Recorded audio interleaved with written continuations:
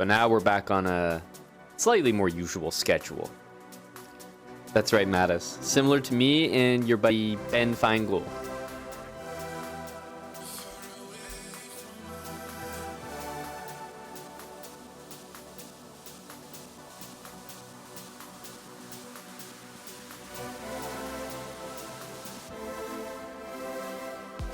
I'm having a late coffee.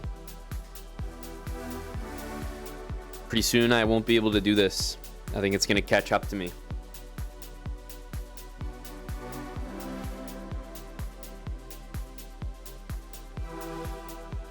But for now, 7 p.m. coffee, we can still manage that. It doesn't really keep me up too late. Eddie was playing Wildhacks in a little Thursday exhibition. I was trying to put that match together for fight night. But we'll have to aim for next week. I'm going to start sending out the Ravens. Yes, I've just been informed, Tim. Indeed. That the busy Wildhacks did have enough time to open the bagel shop for a few customers.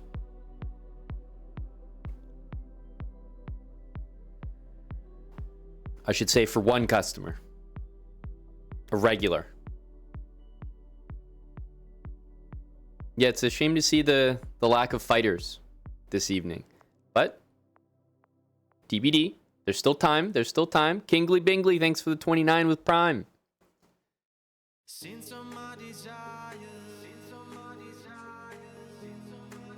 I'm going to start pushing the envelope, Eddie. You want Timmy? How are you going to get a match against Tim, to be fair? I think you just want him banned. I think that's what you really want. Reliable Randy, thank you for the 3 years.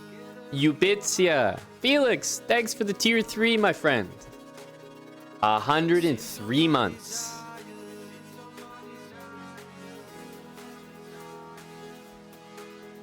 Good to see you, Felix. I've returned from yesterday, back in the cave here. Randy, thanks for the 3 years again.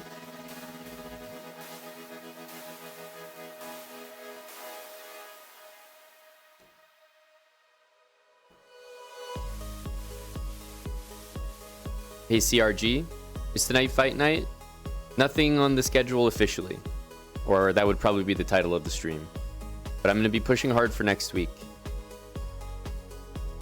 Are you free next Thursday, Eddie? I'm going to start lobbying. Lobbying for your usual slot. 7:30 p.m.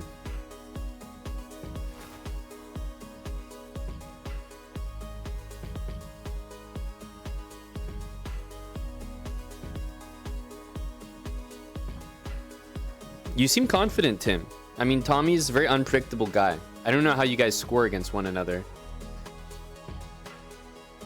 But I would go so far as to say that Tommy potentially has a higher current ceiling than you do. After all, Tommy's a former UTT winner.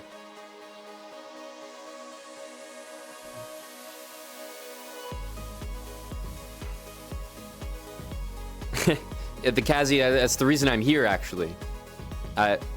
That's the trophy, right? For the squads last night. Congrats. Silverbird, if you're talking about the one on YouTube, it's already done. I don't know if the last episode has been uploaded to YouTube, but yeah, that series is done, happening live, and it's just being uploaded now. Good evening, Force to Draw.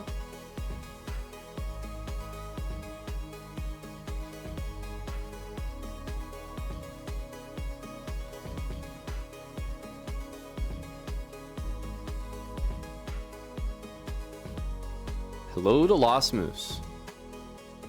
Tommy's easy. Interesting. Tommy, I feel like it's unpredictable, but I will say Tommy has a history of not performing in matches.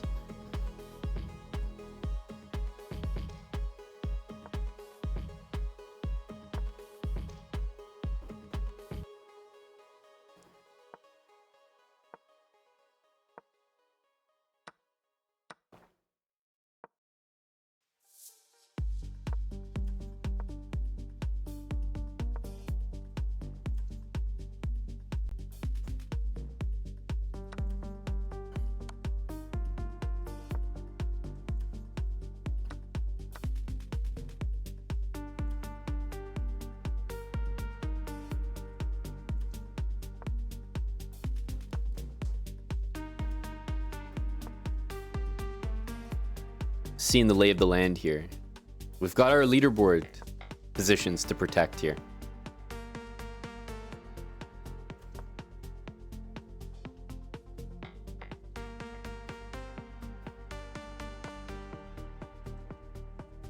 $137.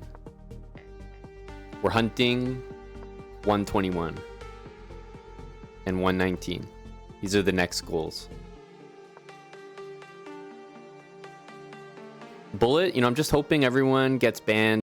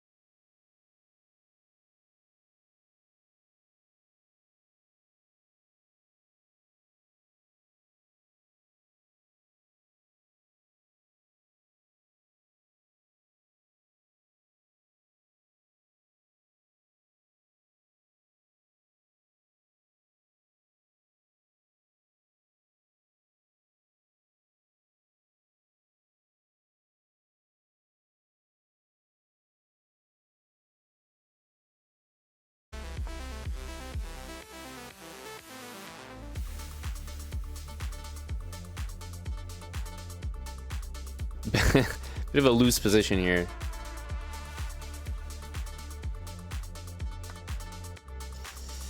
Yeah.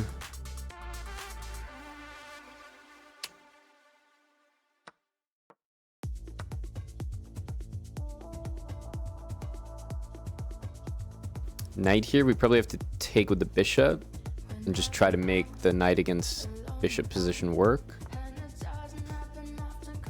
Yeah.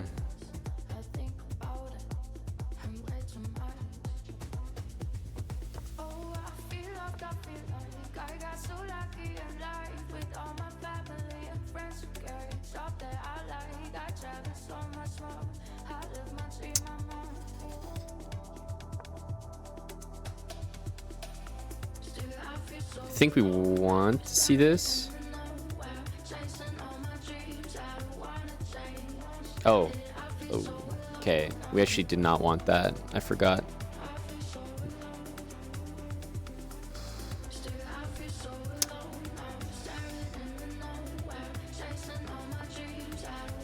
Oops.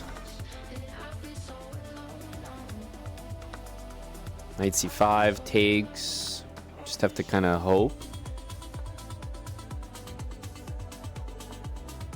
Cover 96.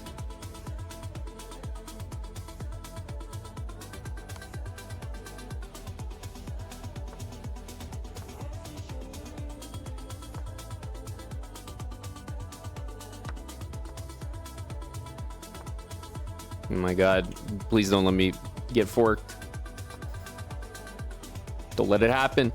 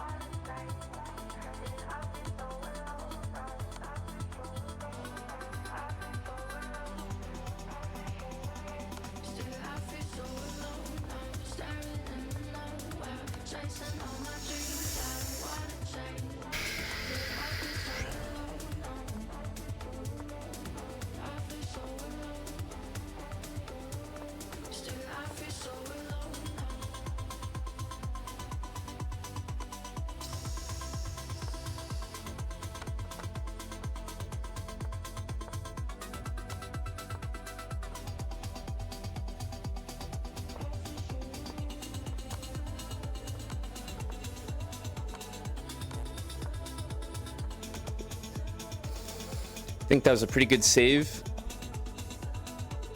but we should have won it. I was just getting outplayed like on the clock the entire game. He found everything very quickly, but I liked my position pretty much the whole time.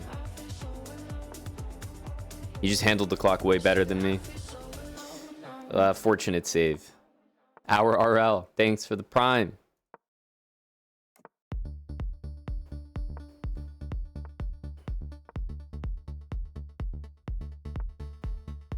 We got to get that bishop out of there.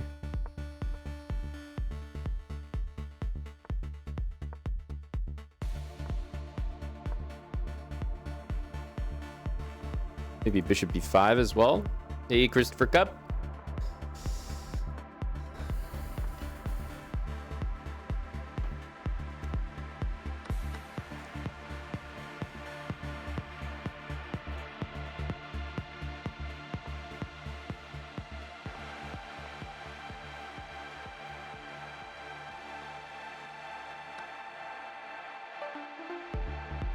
Okay, feels like that's a good trade.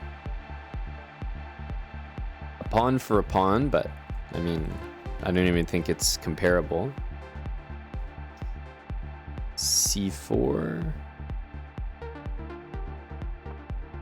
This is covered. I really don't want to allow that, but I think we're okay.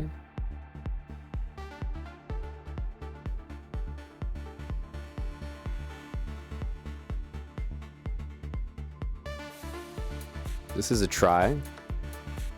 Takes. I think we need to do this to kick the knight. Although this is tempting.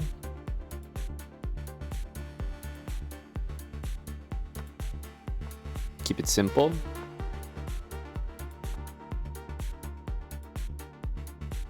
I think we just won the exchange here.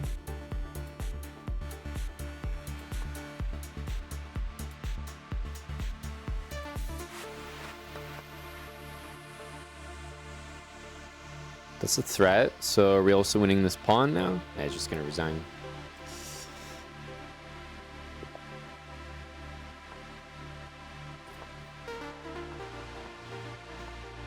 The rook got congested there.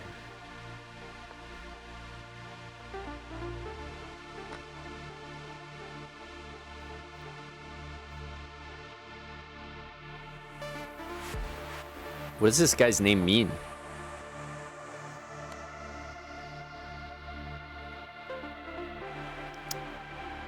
Ayya. This guy's coming at me with the King F1 technology. You know you're in trouble when that happens.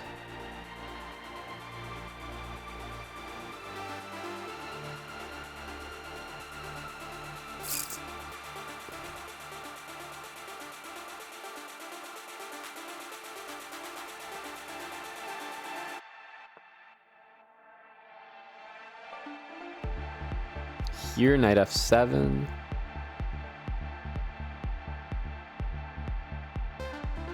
Don't really have another move though, do I? I was planning to take here, but I guess knight f7 is quite good. Bishop c5, bishop e3. I don't know.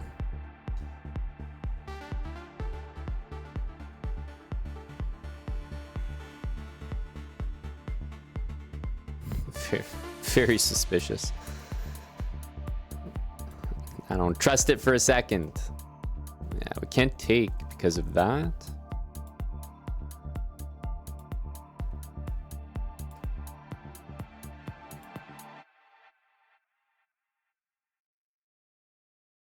I suppose it's not absurd to take. We get two pieces and some quick moves, but I don't think I will. I think I'll play bishop there.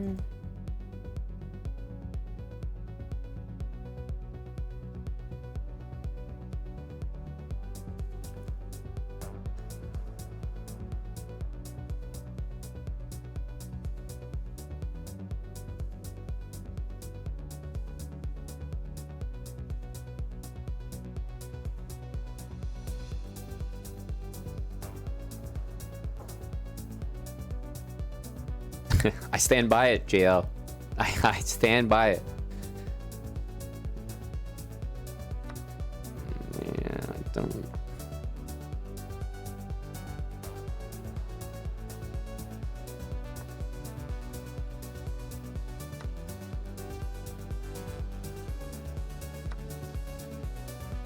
I think we take this first, threatening checkmate.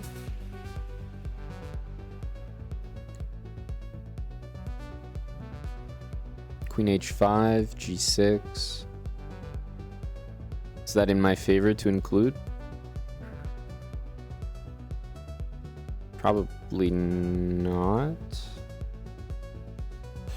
Ooh, it's hard to say.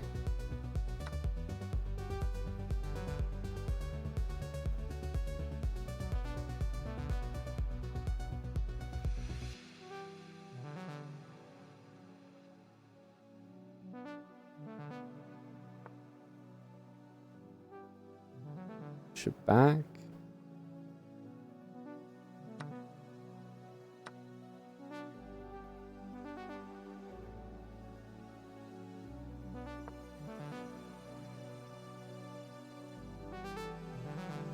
Bishop here, I think knight c6. Oh, I didn't even see that, but takes here.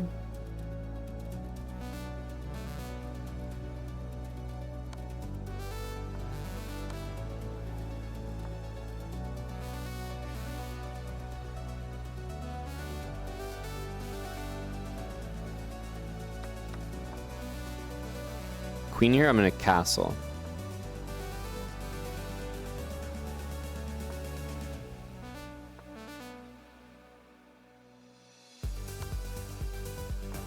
Yeah, and here I think we should be able to just mate.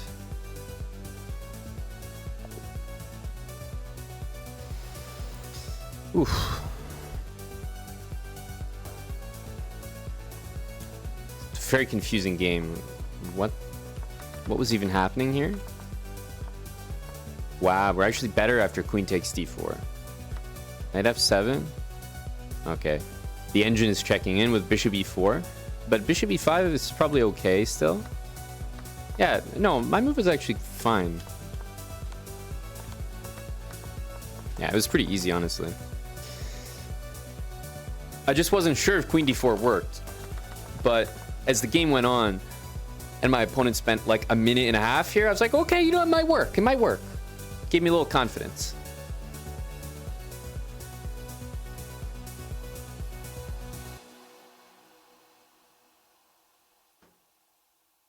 Akashi Rawi, thanks for the 2 years, 24 months. Good to see you. Hope you're having a great day.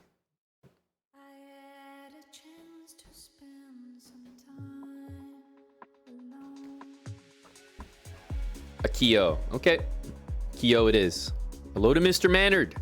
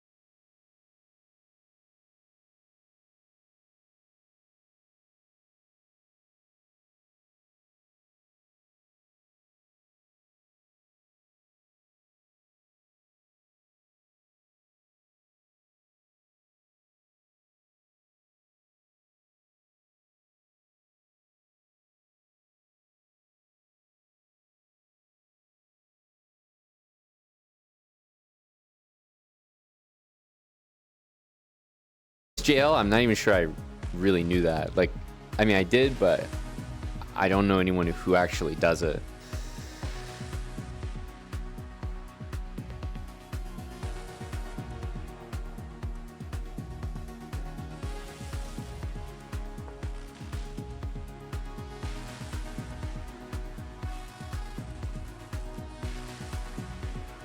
Hello, Ranji. So, trying to, what are the... So, if you're there till Sunday,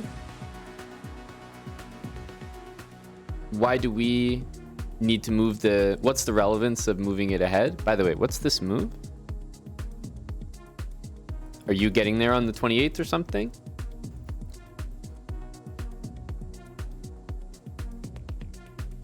What's going on here?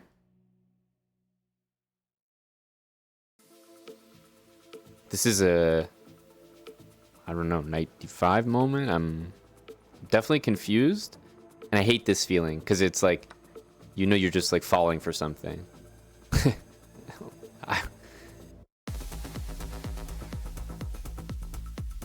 As Yasser likes to say, I'll fall for it. But I hate this feeling. You're like, you're pretty sure that you're right because you always trust yourself. But the guy just whips out e5, which is very clearly losing a pawn. And so you're just like, but, huh? Really has me second guessing myself here.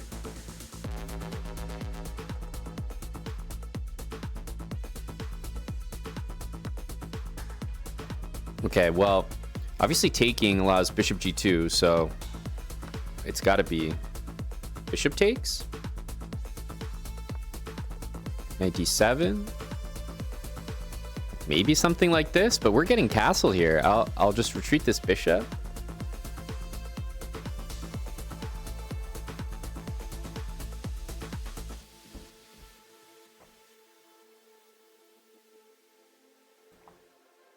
Hey, thanks, Jules, for the raid. Good evening, Raiders. Shout out to Jules Gambit. Get a shout out going here. Here we go. I'm playing a rapid game here, so slow pace to start off this Thursday. I gotta save this. I would go here, but I'm assuming that a knight's showing up on e4, so I don't really want my bishop on g3. So I think I'm gonna just go back all the way. And knight c5, I think we just castle. Knight d3 is not that scary if my king's not on e1.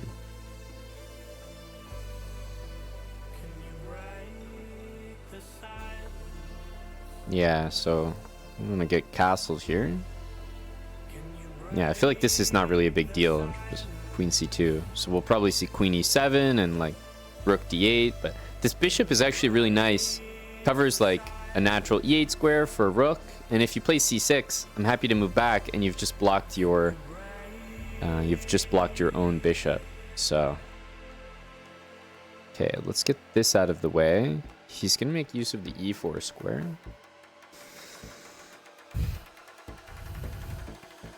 Queen c2, queen e2. I'm not sure. They're kind of similar.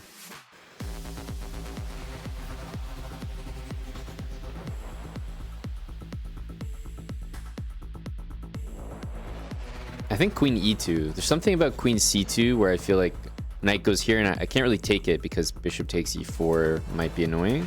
I don't know.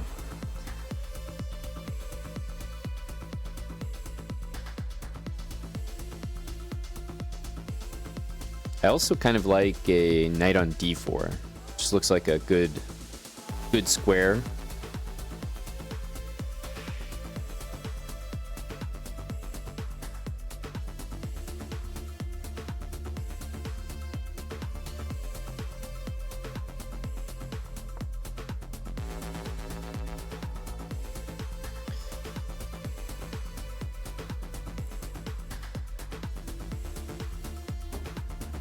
Man, you guys are like really into this General Zod guy. I'm gonna check him out after the game. I definitely didn't know about his channel. You guys are gonna put me on someone. This is good.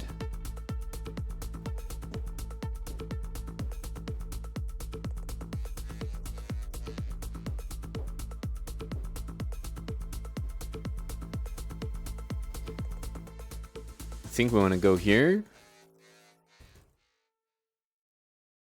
Got to focus up here though. Even though we're up a pawn, you know, the open lines can still be used against us. Yeah, I'm trying to get that going for next week, Eddie. Hey, what's up, Bonsai Gaming? Yeah, Rook D8, definitely expected that one. I'm liking Knight D4 here on a general level. Feels like a good, kind of a good move.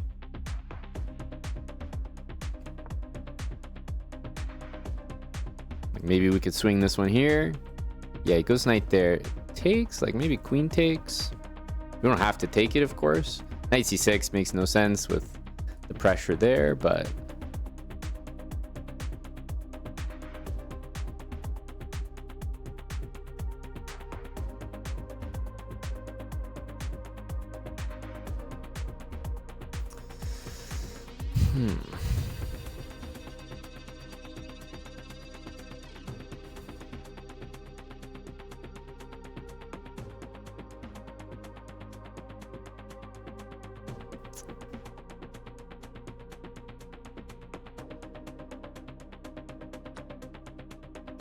so maybe queen takes.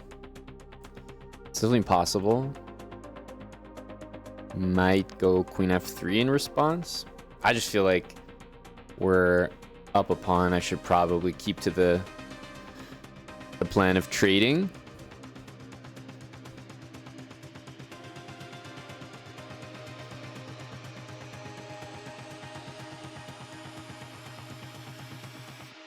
Isn't c7 hanging? Yeah, that's a great idea, my man. You must be from General Zod's channel. I think I'm falling for that one.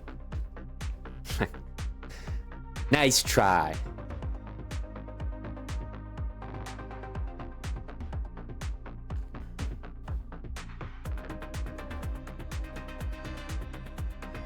I was thinking queen e4, queen f3. And although the queen can move and expose the bishop, I think we could react with like bishop or knight to c6. So yeah, if knight c6 here, it has to be taken. Rook d2 can follow up. Not sure we want to allow that. So I was thinking of like probably just rook d1.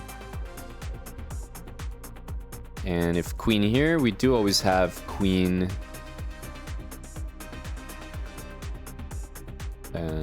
g4. So I feel like that's a nice reaction. I mean, like, we don't even have to be honest. We can play bishop f4 to just hit the queen, and also this pawn on c7 will be loose. But yeah, we have control over this square. He's probably gonna do something about that now, maybe. Yeah, but he can't really go queen there because then he really is dropping the pawn.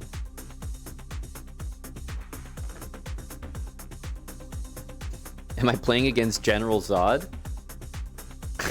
I mean, what kind of questions are these? You know when people like ask you a question and you know they know the answer when they're asking, and you're just like,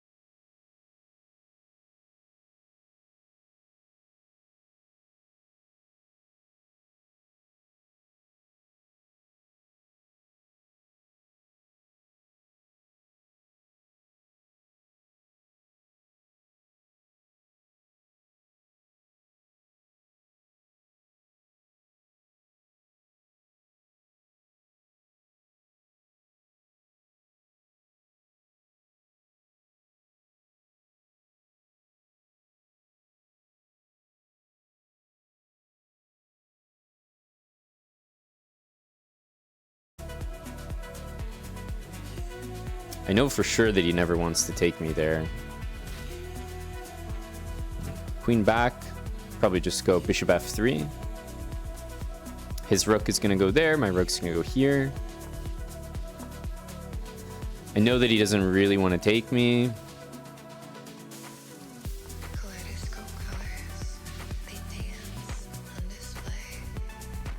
Just trying to make use of this extra pawn.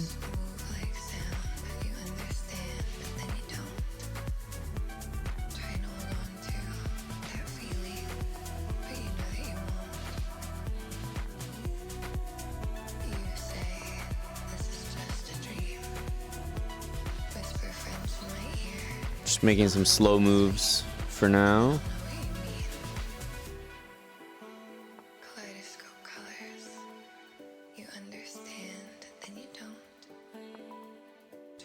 Okay.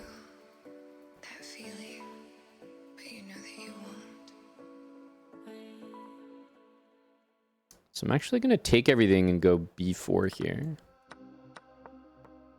Because if he gives me an outside A pawn, I'm very, very happy with that. And for the moment, the knight doesn't have anywhere dangerous it can go because it's just dominated by the bishop. So I'm either going to get my hands on that pawn or I'm going to get an outside pass pawn, I think. We have bishop c6. Takes. Yeah, so probably bishop here. Queen f5 could happen, but trades have to be pretty good for us. Okay, do we want to take? Interesting.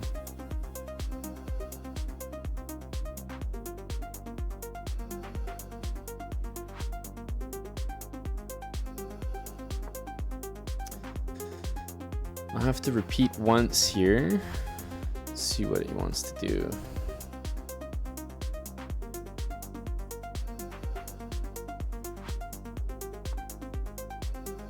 Queen e5.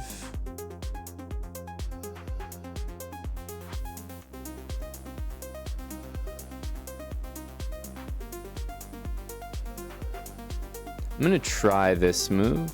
Quite risky. Try for something like this. He can take and go back to e8, but we'll take on c7. All these pawns start to fall as well. And I'm not sure he can make use of the a pawn. So we'll give this move a go. I'm kind of expecting maybe this. But we do have that extra pawn as well.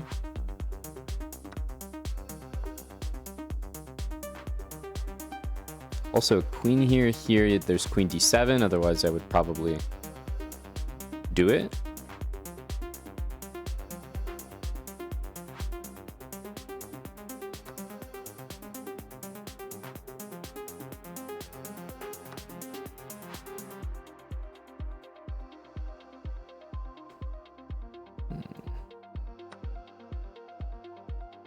Can also come back to c3 now.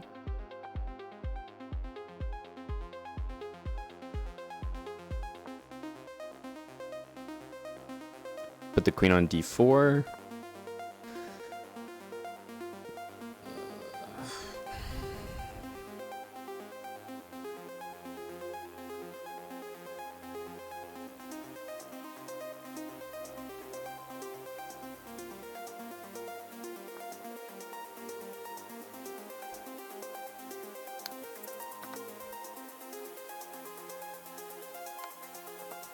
Just repeat.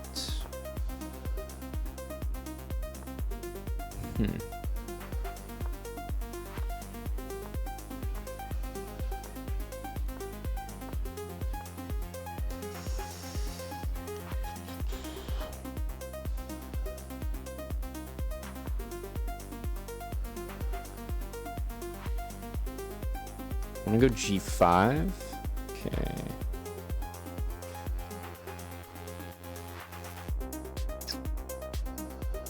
It's a very annoying move, isn't it?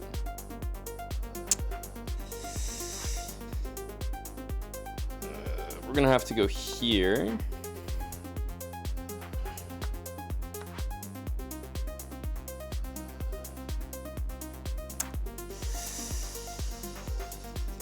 Ugh. Yeah, I have to go here.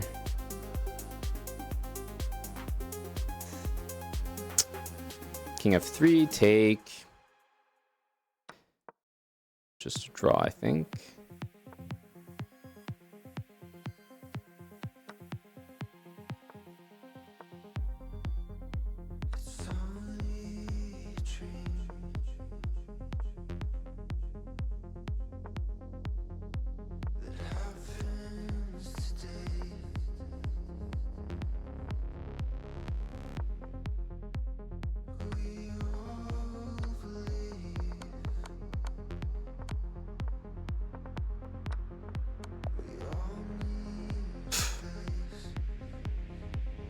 No way.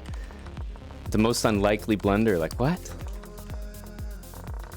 That was annoying. Queen d5 is a very strong move. I actually thought f4 was quite tricky. And the reason I couldn't even go here is because I just, like, takes. Knight d5, knight b4. We're just not going to win it. That was a massive throw, though. I mean, obviously, we had done a pretty good job just, like, slowly outplaying the whole game, but I was pretty happy with this. But then, yeah, I couldn't really figure out what to do. So obviously he's just gonna sit there and shuffle. Queen d7 was pretty good defense. Man, what a choke though at the end. Like, he had pretty much done everything. I truly didn't understand e5 earlier, especially because he seemed like he was more than capable of playing a normal game. This move is like it's like almost like a mouse slip or something. It doesn't feel like a mouse slip, but I just can't really explain it otherwise. Maybe he thought he had knight d5, like takes knight d5 and forgot about bishop g5 or knight h5 or something. Probably the only thing I regret this game is like this is all fine.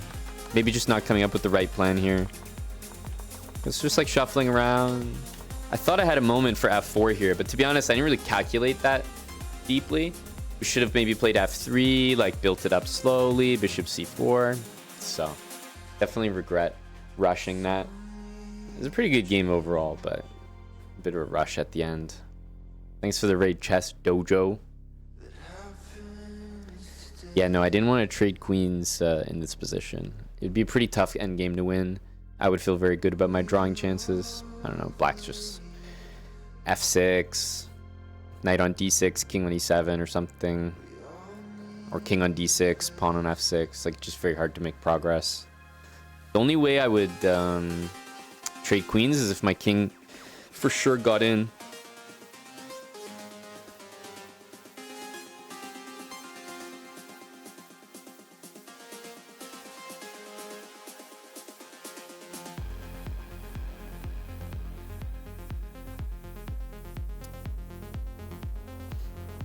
After the rook trades. I mean, I can play queen c6. I definitely still, as black, would... I mean, the knight's not going to be dominated forever. Like, it's going to enter the game. And I have this pawn on a light square, so I wasn't, like, thrilled about endgames like that. Plus, he could just avoid it with queen e5, so I'm not really making progress there.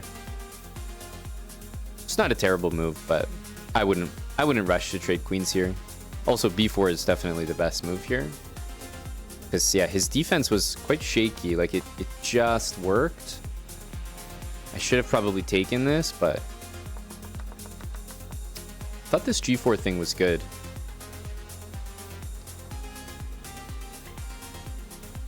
Well, I can certainly do that, Mandarin Monkey, but then queen b6. And he defends that way. I just wanted to... I really didn't want a position where... I don't know. I'm not as convinced as maybe I should be that this position is significantly better for white. Takes... Okay, like the knight will sit on c5. He'll play g5. It's not that easy to win.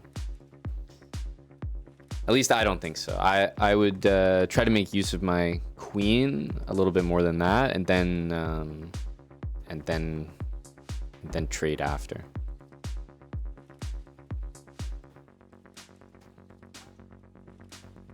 Yeah, c4, I'll trade queens, play knight d7, Mandarin Monkey, bring the knight to c5. Also, after I trade queens, if you're taking with the a-pawn, you might even be almost worse with my passed a-pawn. If you're taking with the c-pawn, knight d7, knight c5 will hit the a-pawn. White's better, but I'm not very convinced by it at all.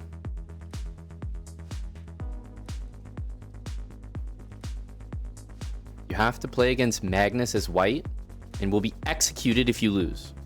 You have one game. Which opening would I go with? e4, king e2.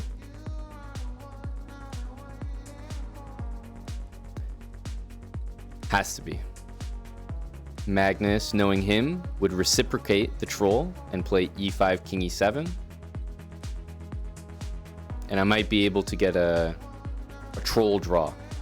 Knowing Magnus, that's my best shot. Any other opening, I mean, dude, you're just gonna lose. So I have to go with that.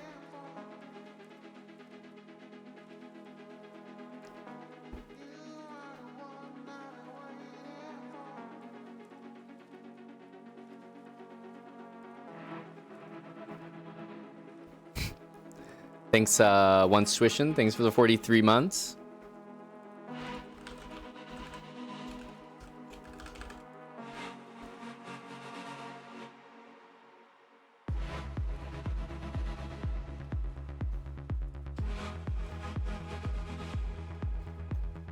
Okay, so what's the guy? General Zod? I feel like there's like a few people with that name.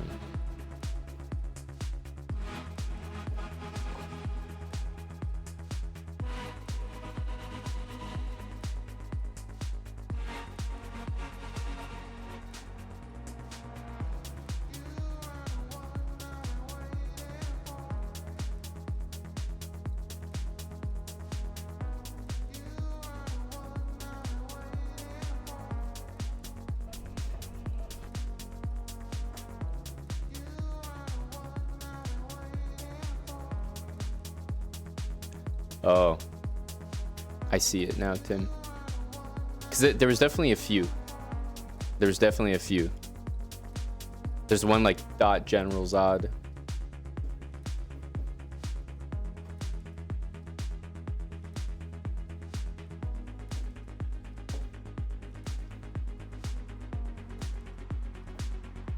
No, slightly artistic, but I'm definitely you've piqued my interest. GM26J, General Zod.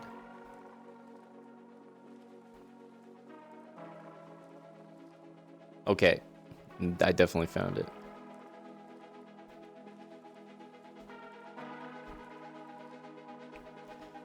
Well, how am I supposed to hear it? Slightly artistic. Live right now. Okay, got chess trophies in the background.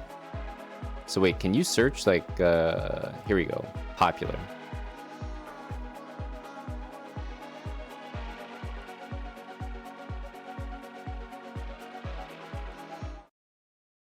So let me get this right. We're not allowed to want men for their money. We're not allowed to want men just because... Have you ever wondered how the best chess players in the world figure out which move they're going to make?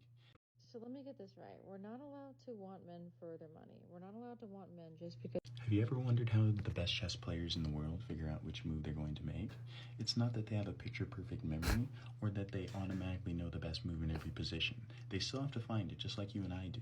But they do it by applying concepts they've learned to every position. Let me illustrate, right? Let's say we have a normal chess opening, and then after move 3, white decides to go for the 3-move checkmate, threatening maiden 1. If black doesn't understand the concept of checkmate, he could just play a normal move, allowing him to lose the game in one move. If a beginner understands the concept of checkmate, but not the... Wait. Hang on a sec. Is this backwards? We have a normal chess opening, and then after move 3, white decides to go for the 3-move checkmate, threatening maiden 1. Wait, what?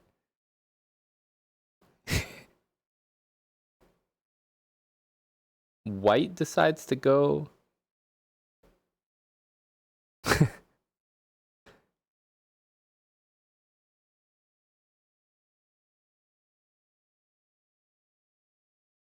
I'm confused. I'm confused. I'm on my first video. I'm already like, wait, what?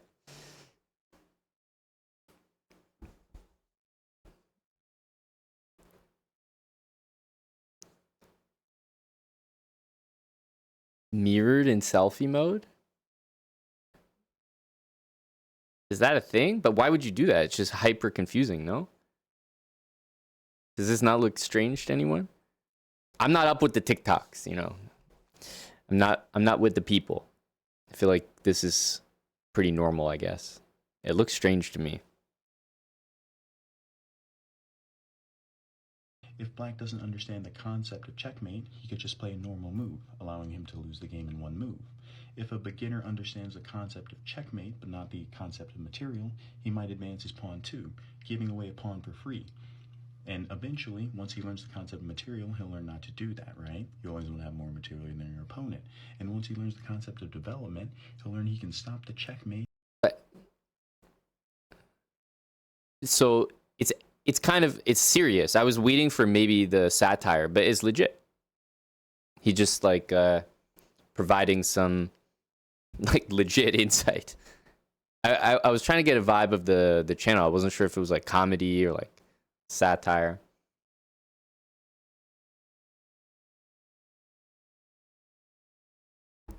It's so crazy because black people only think we're the only ones that have men that. The Alekine's defense is a chess opening invented by the world chess champion It's Alexander Alekhine. definitely a little Which satire. responds knight to f6 after white pushes the pawn to e4. And then after white attacks the knight, because it was under attack before, black moves his knight to the center, inviting white to attack it again. Black retreats, and now white develops a gigantic center. And black's argument here is that the central pawns that white's developed are pushed in order to gain space, which is a... We've done a few TikToks like this too. It starts with like some airy comment, whereas white and you just ignore it, and straight to the chess for the boys. And eventually make black succumb to his Good stuff, good stuff. Face reveal? Face reveal, face reveal, face reveal. All right. I didn't know what I should do for a face reveal. All right. The concept of it sounds kind of like dumb to me. Wait, is he Canadian? He's for sure Canadian and plays hockey. At minimum one of the two, but very likely both.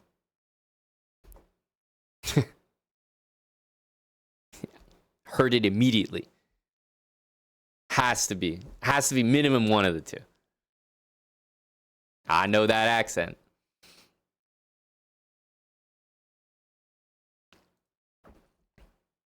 Okay, not Canadian.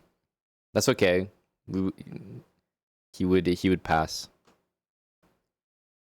I was just sorting them by popular. Is this the most recent one? How's it work? This one? Oh shit. Yo, have you ever wondered if the stuff you do in life like actually matters? I don't. I just do whatever I want and usually go from there. Okay. Holy shit, this is so classic hockey.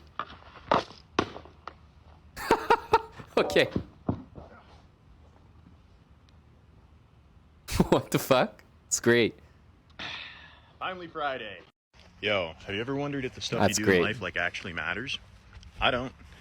I just do whatever I want and usually go from there.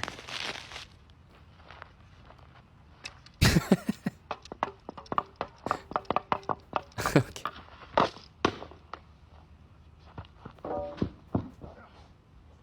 The realization sets in that some buds were going to waste. Wow, we tuned into this guy's channel at a good time. But oh, this face reveal is pinned. Got it. I was like, it's like, man, how is he gonna face reveal after his face has been in every video? I didn't realize it was pinned. I thought it was the most recent one for a sec. But then I was thinking, damn, that would have been the craziest upload. Like you've had your face in your content for years, and then you upload a face reveal video. Banger.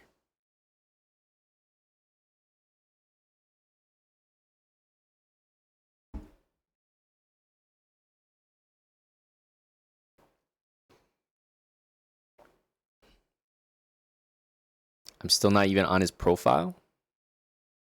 What does that even mean? I guess I don't understand TikTok.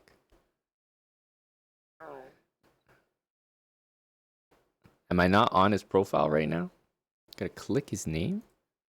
Huh? At the top? Click this?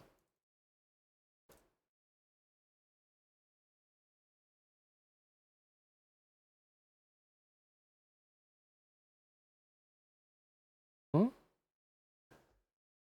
The fuck? Listen, buddy, I'm in my 30s, but I'm not that far gone. Click his avatar. No, I know it's how to watch the live stream. I can see it right here. I get it. I get it. I'm looking at his content, the stuff he's uploaded. I'm just browsing.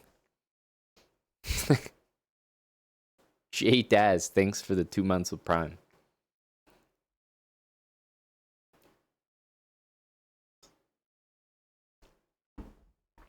Good stuff. I didn't know about this. To be honest, I don't have a TikTok of my own that I use, so I don't even have an account. Just have the chest bar one. So I'm not usually on TikTok, but man, as soon as we locked into the game, everyone was like, yo, watch this guy on TikTok.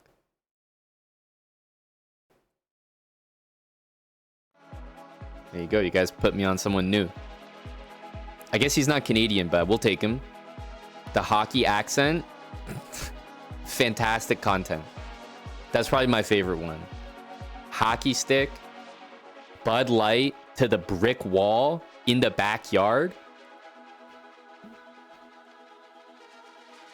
Like, just immaculate content. Just immaculate.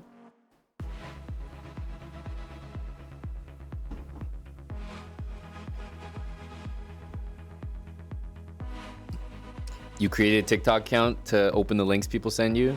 I hear that. I honestly do.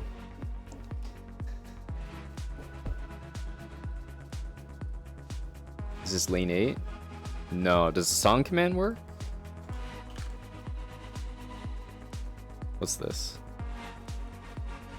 I'm not sure the status of our song command. I never am. But no, it's not lane 8.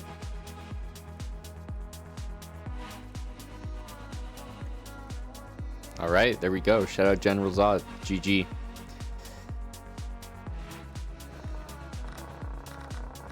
From being like up such a clean pawn, I'm happy with how the game went, and then very unhappy with the final stage of the conversion. Definitely, yeah, allowed G5, let some of the advantage slip. F4 was just no good.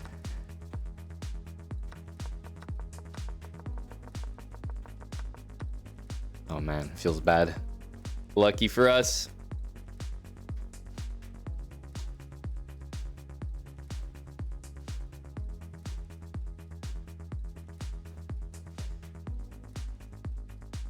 I need to click the link. Yeah, I never really... Darkbone says one thing, Wildhacks says another. We've got two lead coders that are providing different intel, so... Never really knew what the status was of that. Now I do. Noted. Noted.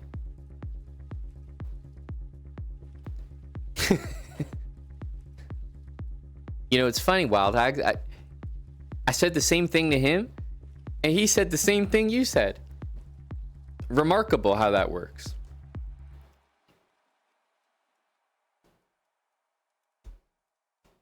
Mason Lee Burton, thanks for the 30 months.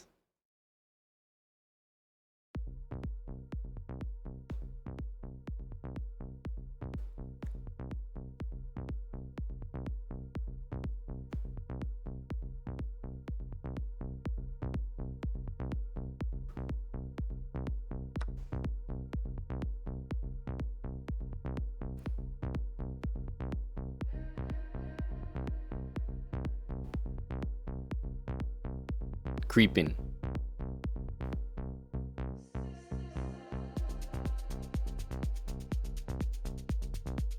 He's here, Eddie.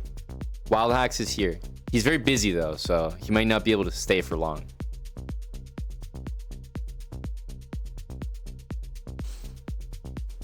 Oh shit, there's an old name. Cyrilene. Thanks for the 2 years, Cyrilene lol.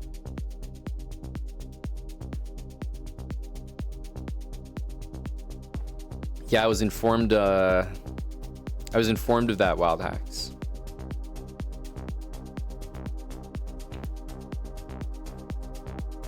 He was happy to report that, 3 games and then Eddie had to hit the gym. Big Flames guy. That's right, Mattis. Good to have Cyrilene here.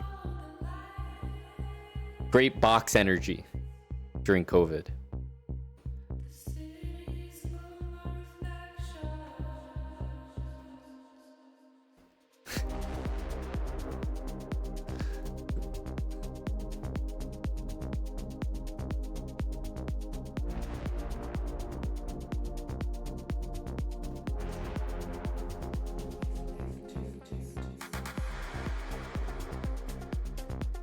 I'm trying to get Wildhacks and Eddie scheduled, Mannered Monkey, but the lads are evasive. Wildhacks with a busy week. Eddie is just always ready to fight.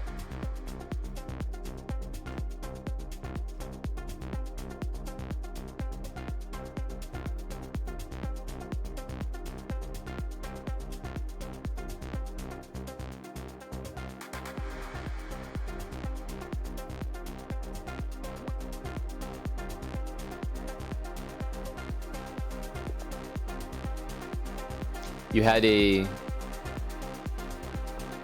busy week up until Thursday morning. Yeah, that would fill up your Thursday evening.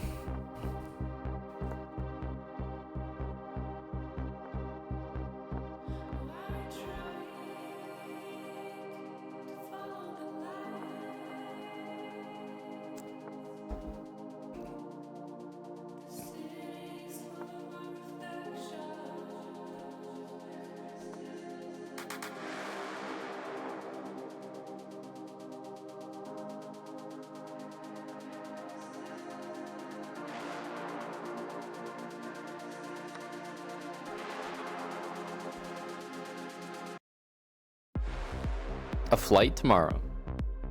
Interesting. Are you around next Thursday, Wildhacks?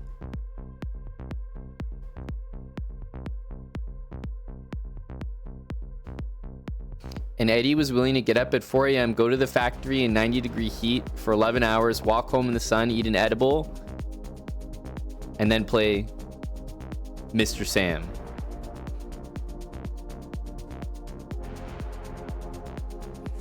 Great energy.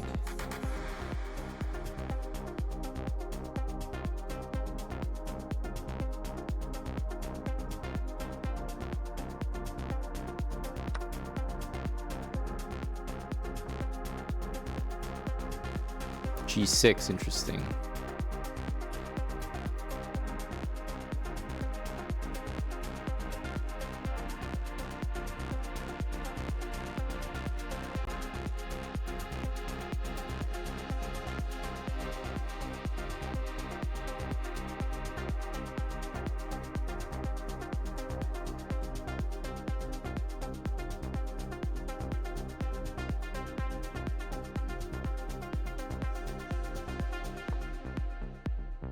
I guess knight d2, e4 or something. Knight f3.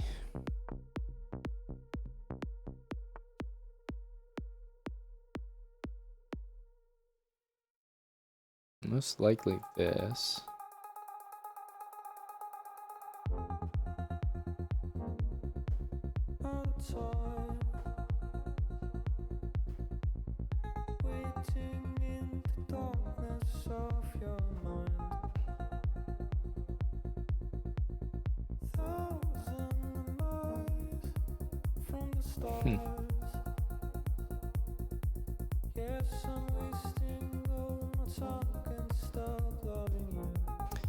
Probably be castle, takes, bishop f5, queen somewhere, c1.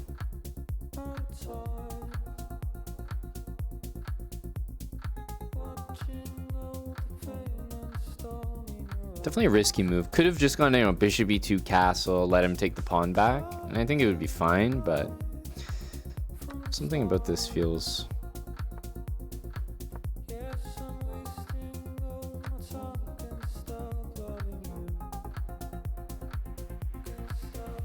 I suppose knight takes.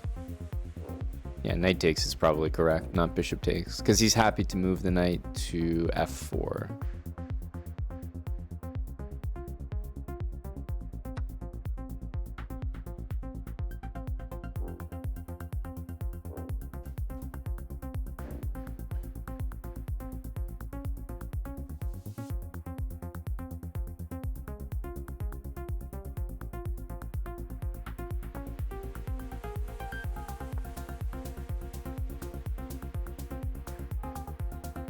I don't know, knight d6.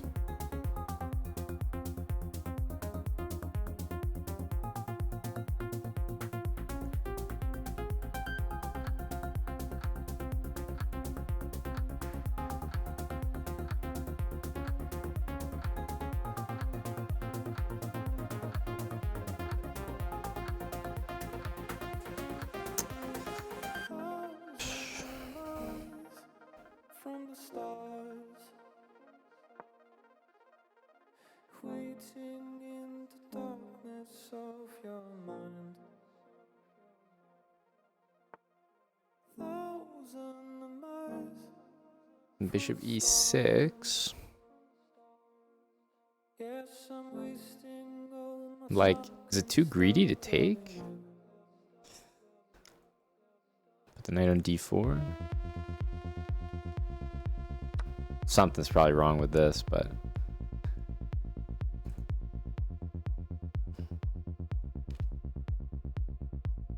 we do want a castle. I've been putting that off, but there's just so many hanging pawns. I'm getting that same feeling I had when I won the pawn in the last game, where I'm like, not even sure. Not even sure I trust myself anymore.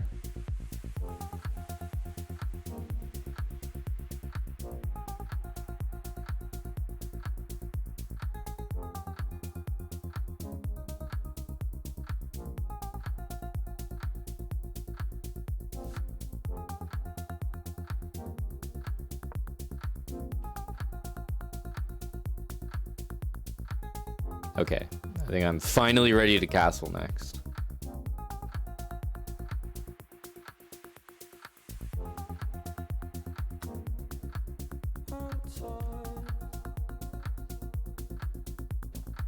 This looks like a comfortable way to remain up 2 pawns. I'm up 3 pawns right now. Knight takes maintains all the pawns. And is there any reason after knight takes why I wouldn't be able to castle right away? I don't think so. The knight can't get to f4. There's no tricky moves. Just looks solid.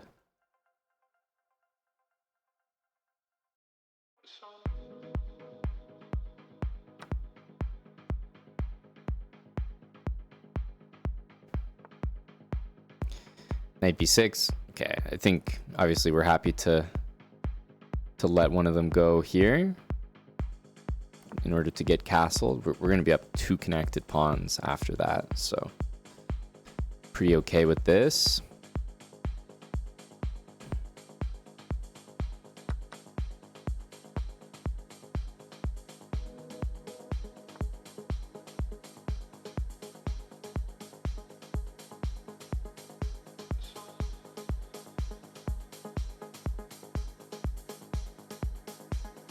Probably just bishop back. This one I think hands a few squares over.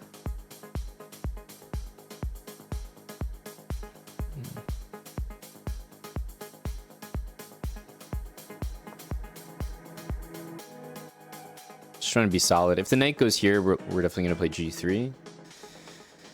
Queen c7.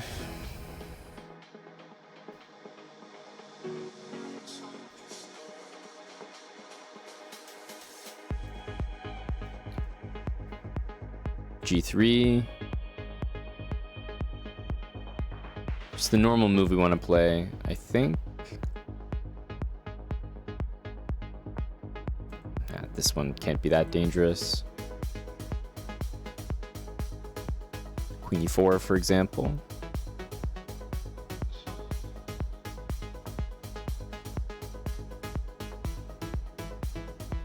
Probably rook here.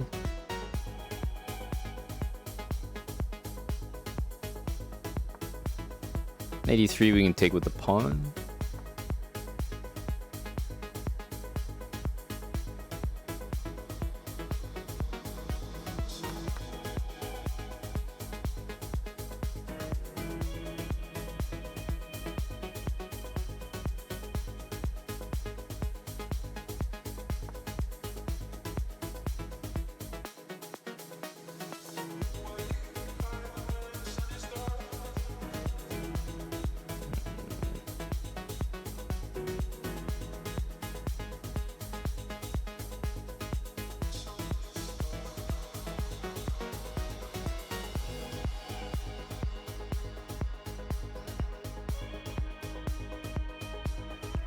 I think rook d1 is playable here. If takes on b2, we have c5. The knight doesn't have anywhere to go. And there's no knight takes c4.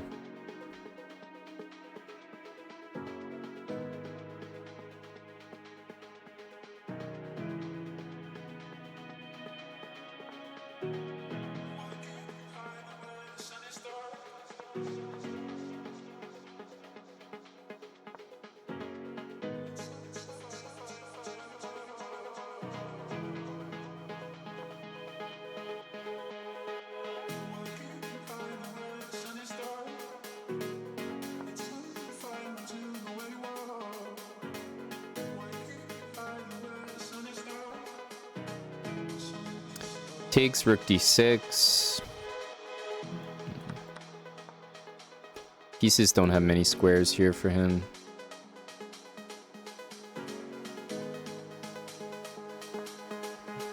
Yeah, knight c7, rook c6 is... It's game over.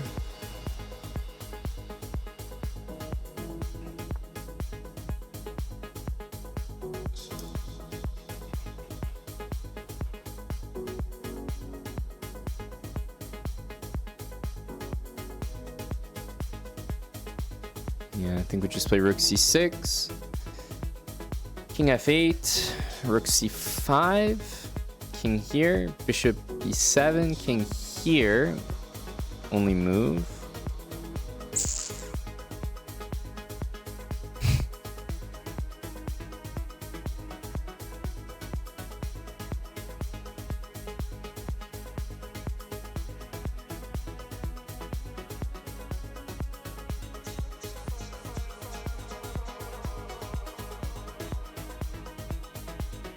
Yeah, so probably better to do this and just this.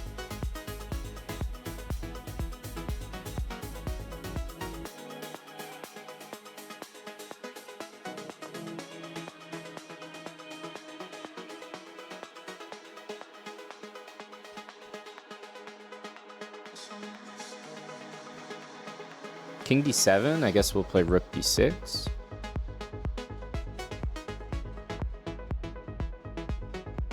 Or rook f6, to be honest.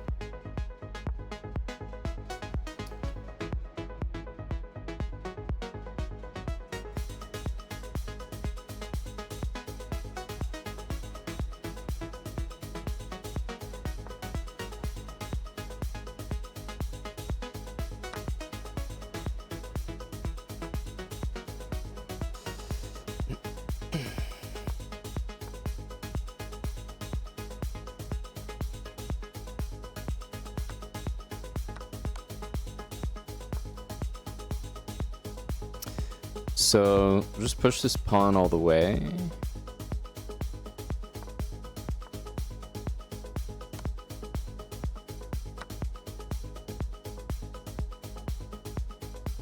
Should be a very easy win.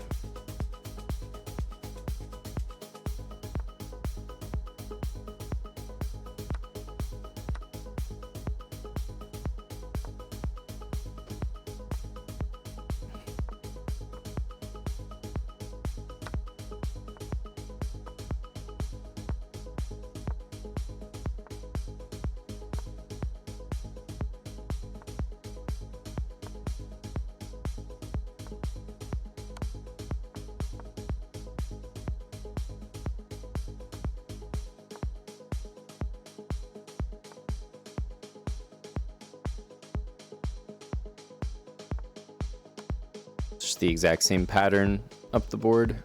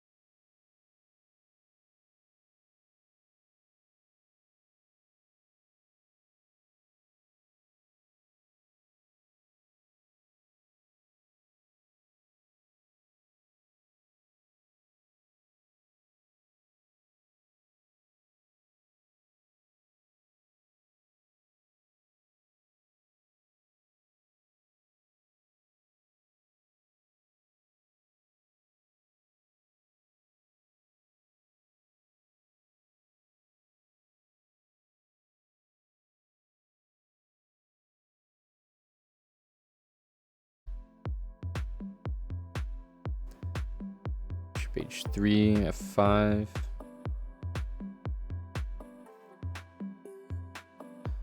Page 3, F5. Maybe G4? Never thought about G4. Only thought about Bishop H3, F5 and was like, I don't really want to do that.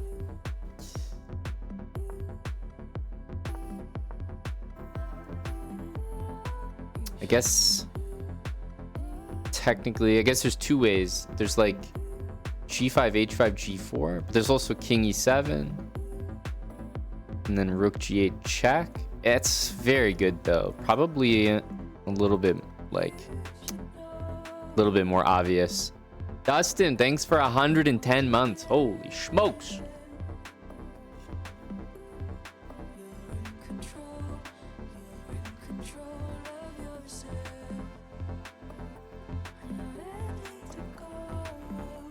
Thank you very much, Dustin.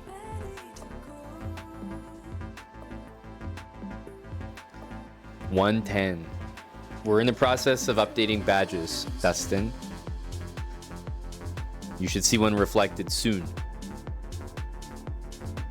Back when we made the sub badges, you could only upload up to 8 years. But guys like Nitsud Prime and Co. have surpassed that. Need to recognize that accordingly. Thanks for 110, Dustin.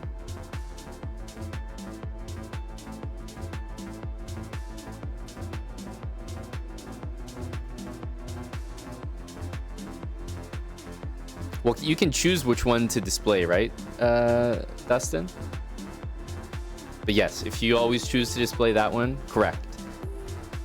But you know, it's like having the ability to do something, even if you aren't gonna do it, just feels good.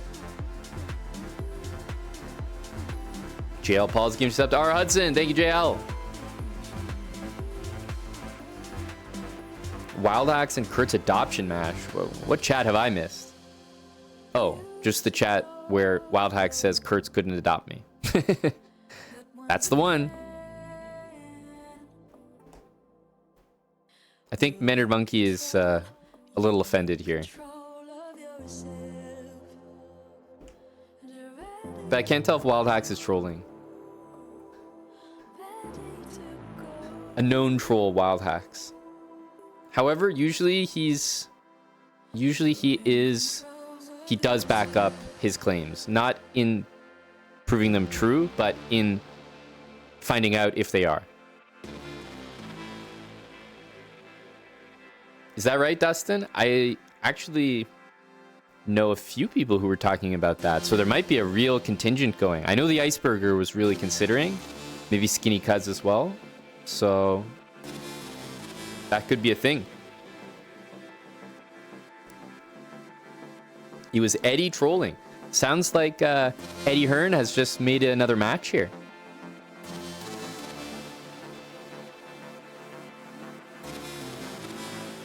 And was Eddie really stirring the pot when all he did was suggest the adoption match? You're the one that said there's absolutely no way Kurtz could adopt him.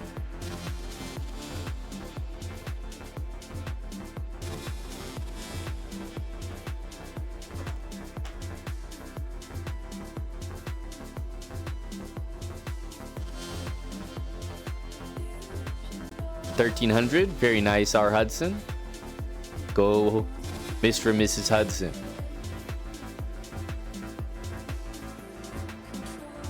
Okay, so this is the serious. I think first we got the troll comment, now we got the serious comment. Kurtz could not adopt with 3 minutes for Wildhacks and 2 minutes for Kurtz. That seems like the more official stance.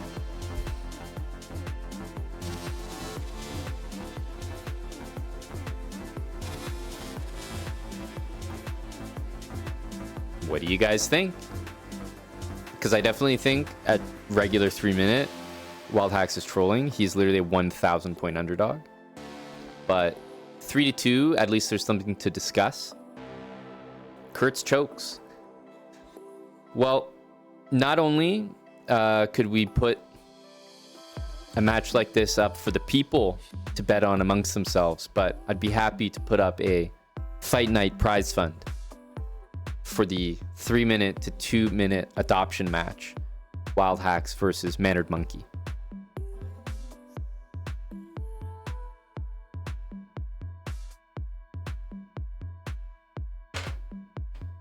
Three minutes for Sam, 2 minutes for Mannered Monkey, and MM has to win 10 in a row.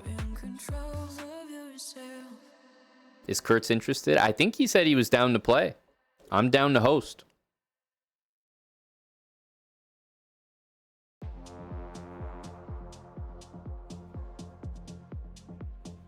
Eddie's got his money on Mr. Mannered.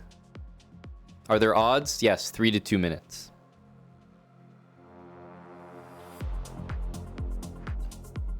Say what you want about the odds or the adoption or whatever, but Wildhacks is the one with the challenge in front of him. And he's the one who says, okay, I was trolling with 3-3, but 3 minutes, 2 minutes, he's confident that, you know, he knows something we don't. Stylistically, how much he respects MM's chess, how confident he's feeling about his own chess. He doesn't think the guy can win 10 games against him. So that's what Fight Night is for.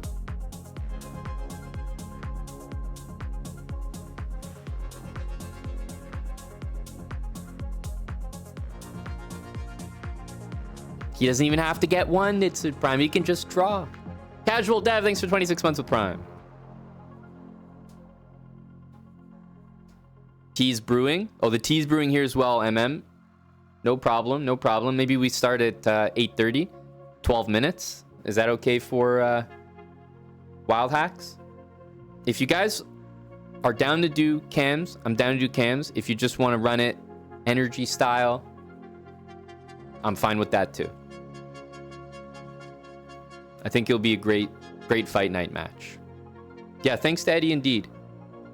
The Gumbo Stirrer.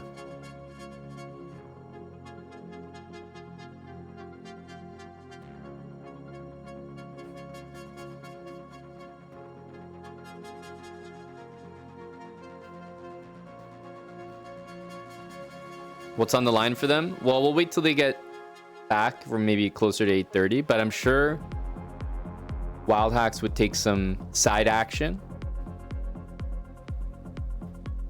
But I'm definitely down to put up a prize fund here. Put 150 bucks up for the winner.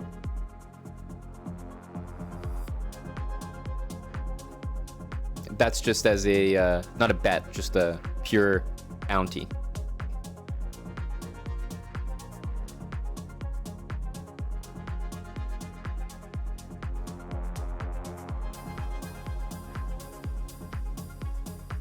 Not the full requirement, R. Hudson, but it certainly helps.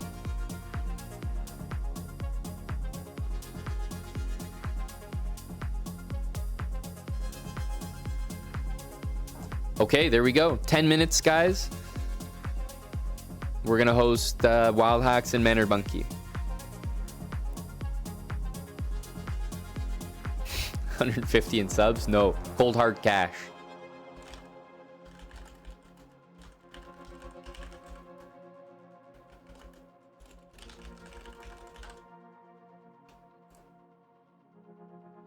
All right, that means I'm going to take a break as well. Make sure that my drink's refilled so that we can host this.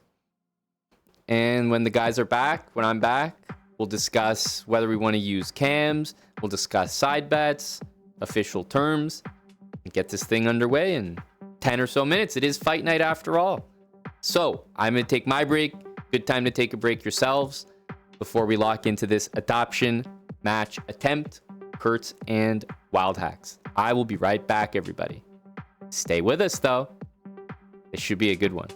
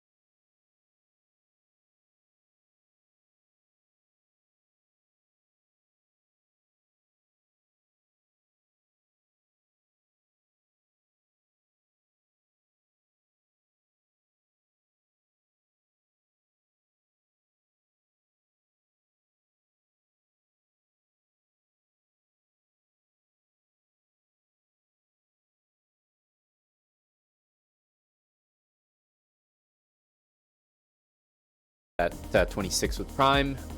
All the gifted subs as well today.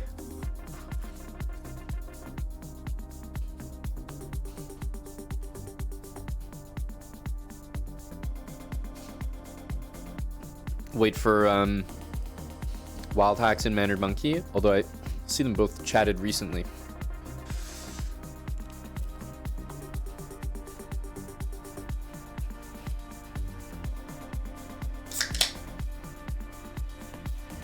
Little buck 81.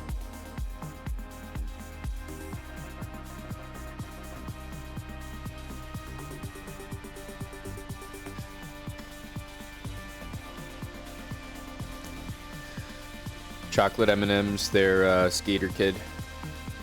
You're rooting for Mannered Monkey? Well, let's get the predictions in. 1 minute time odds, but Mannered Monkey has to win every single game. If you'd like to really go out there on a limb, you can be a very specific predictor. For example, Mannered Monkey to win all games and none of them will be a sweat. Mannered Monkey to flag in a dead loss position. Wildhacks to win game 1, you know.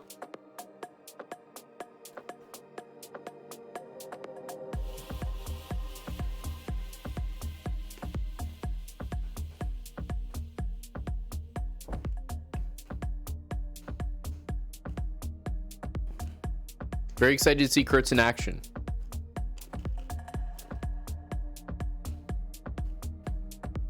So, the only question for me is what the players prefer for cams. Cams on, no mics.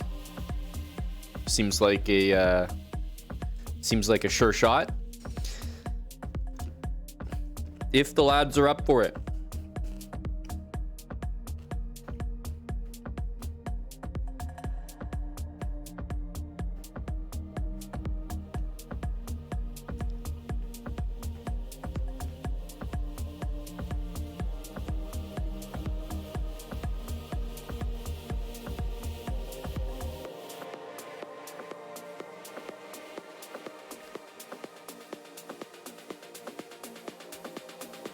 Cams and mics. Sounds good to me.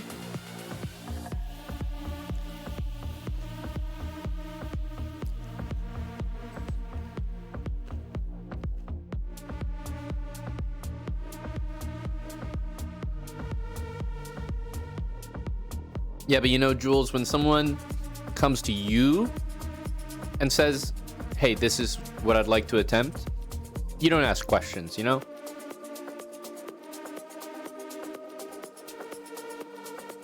I remember Hella. I was there.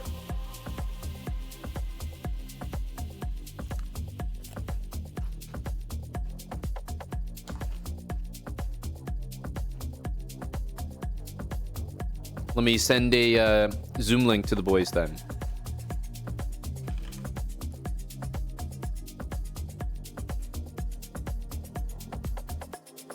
Go Zoom.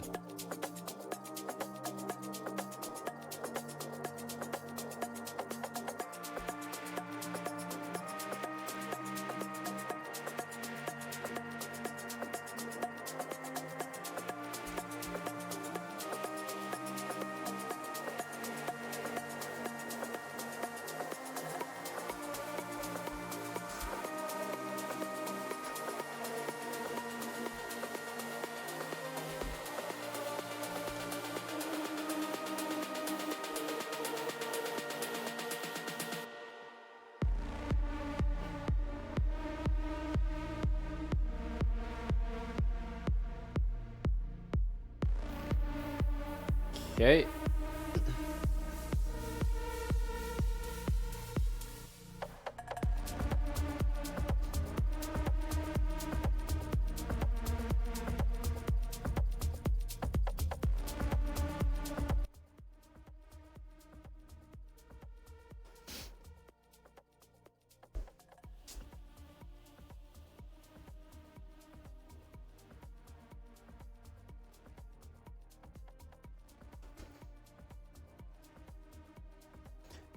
Hello, boys.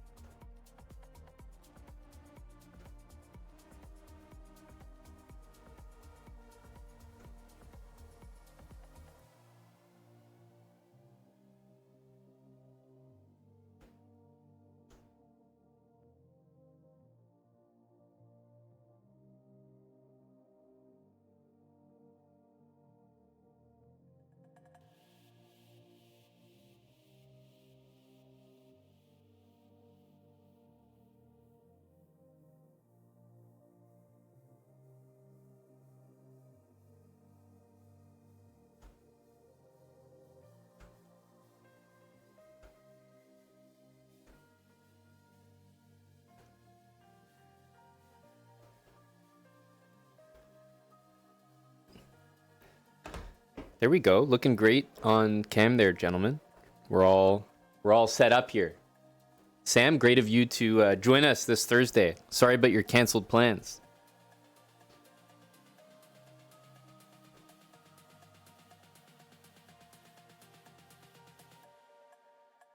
It was nice of Eddie to just ask a simple question, and here we are. I feel like that's where we started, and it brought us all the way into this call together.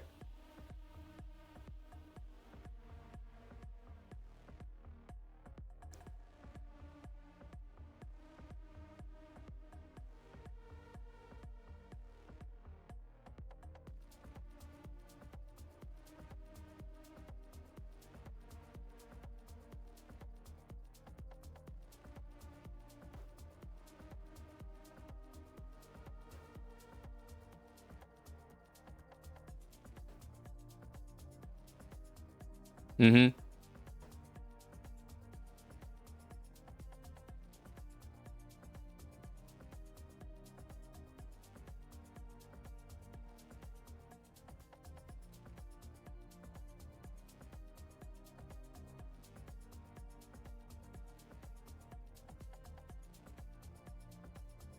Didn't feel good to hear those words.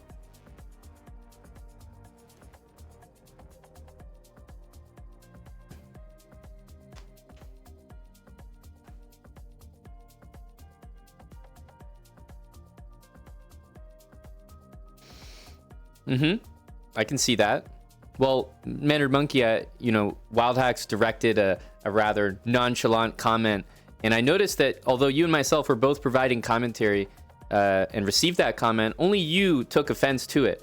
And then here you are against the guy who basically thinks you might be a better suited commentator than player. So what do you have to say?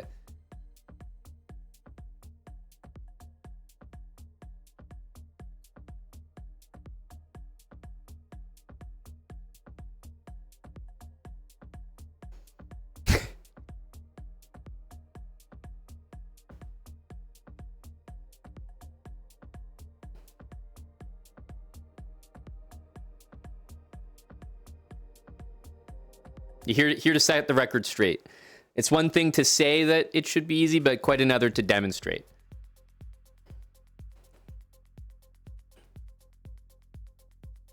Mm-hmm. That's right. Wildhacks, are you fishing for people to bet with on the side? We're going to put up 150 fight night dollaries for you guys to win, but that's a bounty. Did you have any side bets going on there, Wildhacks?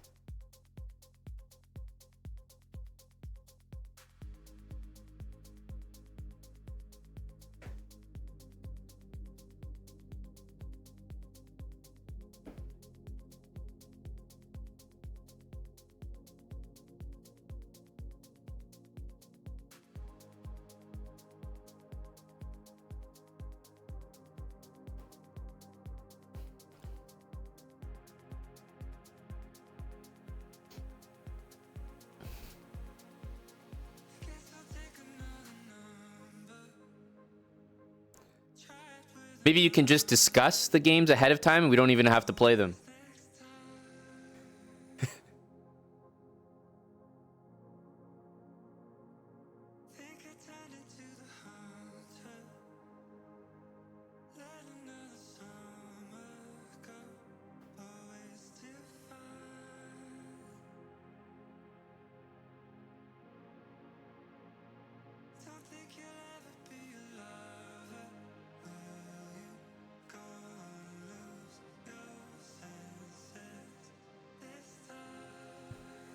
Yep, he has been studying. I did see him asking chat members if they had any variations for him, not 5 to 10 minutes before the match. So I would say he's definitely well prepared. It is going to be an odds match. Could be a long match. It could be over immediately. That's how adoption matches work.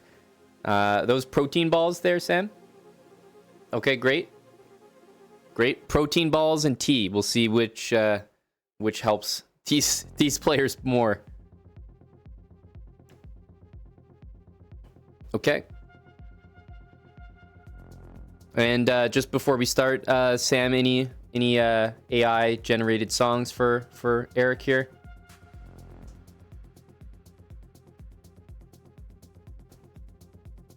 Understandable. Short notice. Wouldn't expect you to have singles on deck. So.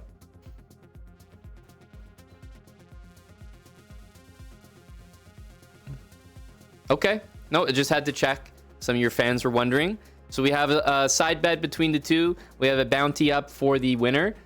And this was an impromptu match. So thanks, guys, for jumping on cam. Mike, so quick. I'm going to mute myself in Zoom.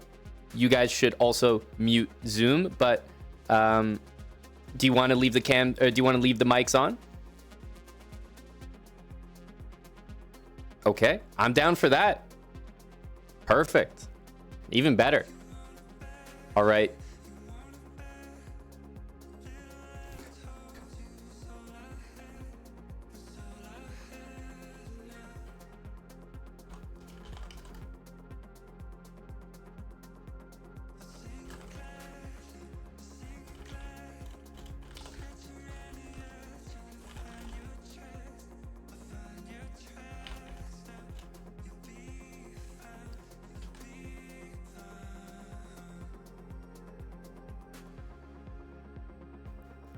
Okay, and then the usernames, so I have them right. Ekurt and Wildhacks.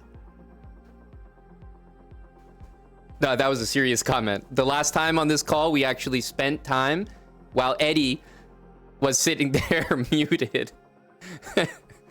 All right, I'm going to start the first game.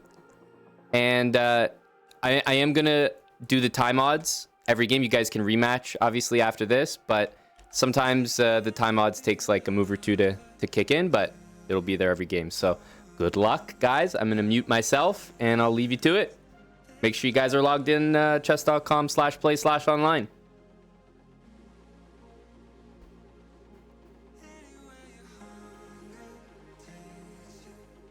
All right, all right. You guys ready?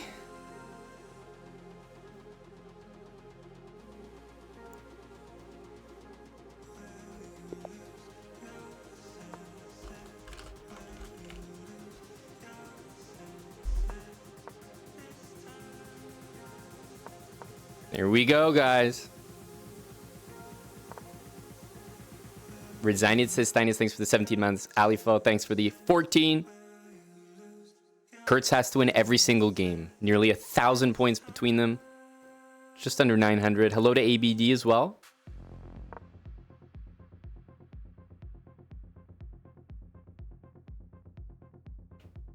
Okay, 30 seconds already gone from Wildhacks' clock.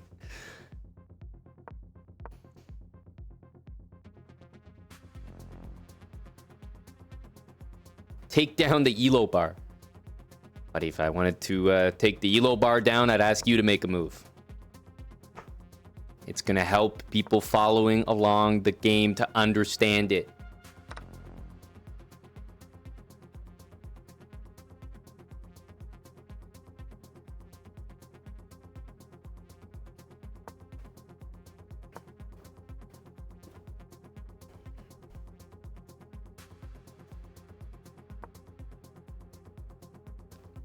Okay, the funny thing is Wildhacks is playing a position that I think Kurtz understands reasonably well. This is a known trick.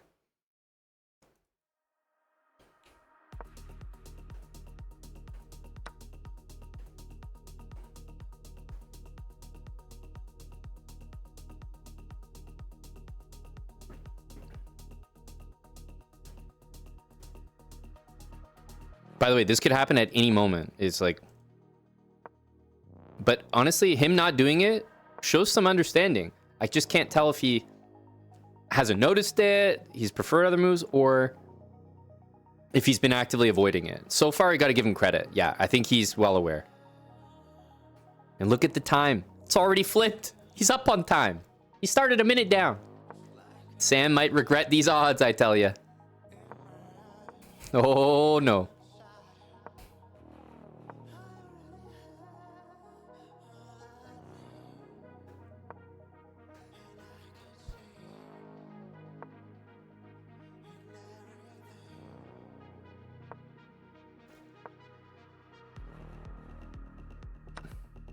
Oh, dark square bishop. Ugh.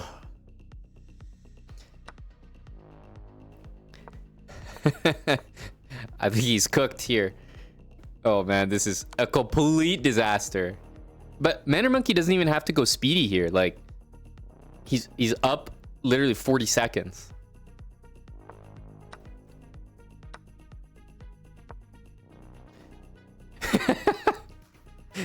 Kurtz went for mics on just so we could listen to Wildhacks tilt.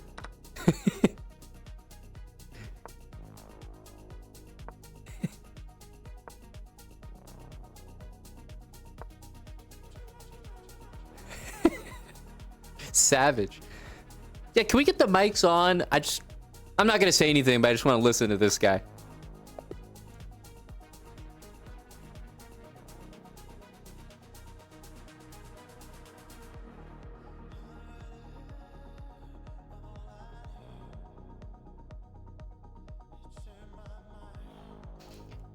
Official ruling is the music's okay as long as it's in headphones. As long as I can't hear it through the mics that you're using.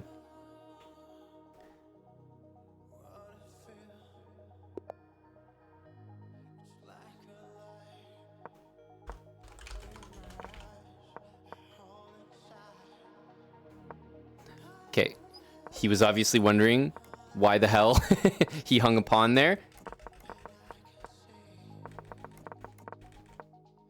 Okay, this looks like a very good opening for black so far. He'll definitely be happy with this.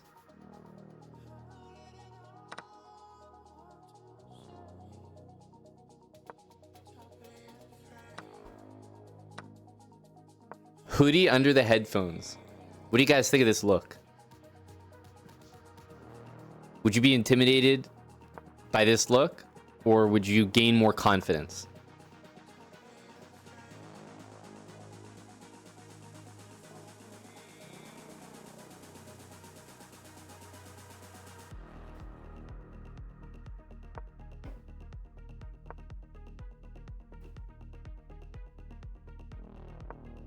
So far, very good start here for Mr. Kurtz. By the way, we haven't seen thus far any kind of wild hacks like, you know, making use of the clock situation. Nothing like that. A4, big like lack of understanding move. Do not like A4 from wild hacks. It's just so easy for Kurtz to play in the dark squares here. Well, Tommy Salami, look, at the end of the day, if a guy is going to sit there and say, I can take out, like I can draw one game out of 10 against a 2700 plus, and he's not only playing for the bounty, but putting up $100 of his own cash, at some point it's like, okay, you got enough money to have a seat at the table, you know? And let's all enjoy it. What's the worst that could happen? Kurtz gets paid $250. I'm okay with that. Or Wildhacks wins it, and you guys can all proceed to offer your apologies.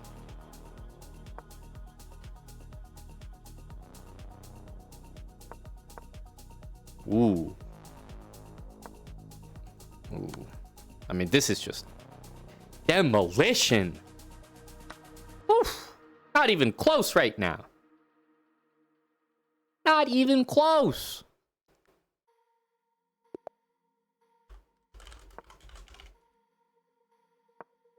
He doesn't realize he is playing his style of chess.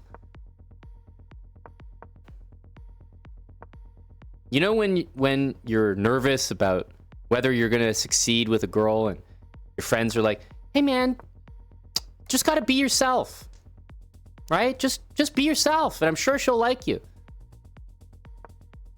Doesn't work here.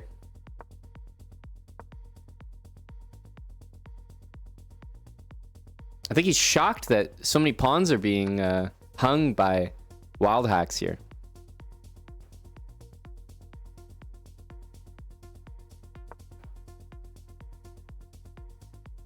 Okay, Wildhacks has sacked a pawn in order to enjoy c5 for half of a move.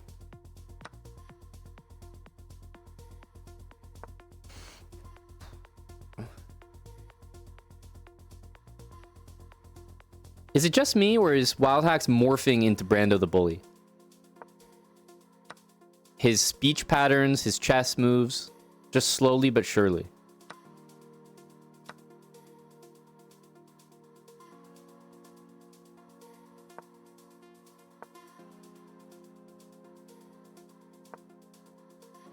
Some people are complaining the match is, 3-2, should be more time odds, but honestly, the fact that Kurtz has to listen to Sam is easily worth 30 seconds. So there's at least that going for you.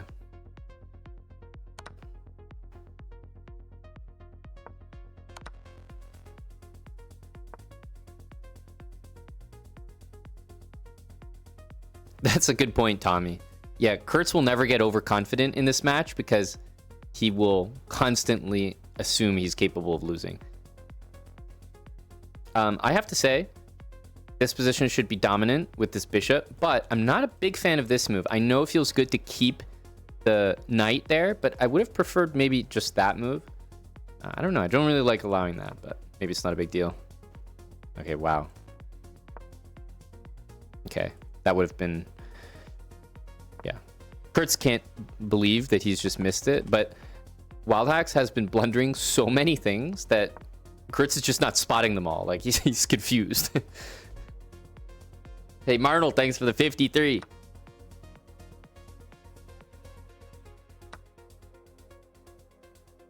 So, I don't know what's happening here. You're definitely getting a little scared here. Kurtz is playing very provocatively right now. I don't think that... Oh my goodness. I don't think that it's made, but it's like completely lucky. Oh my god, it's actually working. What the fuck? Kurtz is a genius. Bishop f1 looks like it's literally winning, but then b7 is not defended, and he's drinking his fucking tea, ladies and gentlemen. Holy shit, king on h1.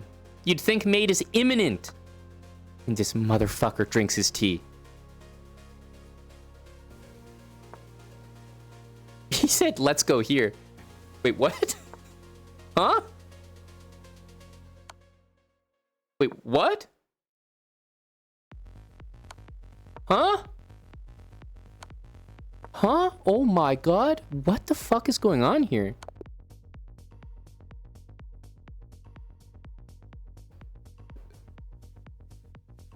Dude, what did I just look at? Here, here, and literally, after king d7, it's a draw. Oh my god.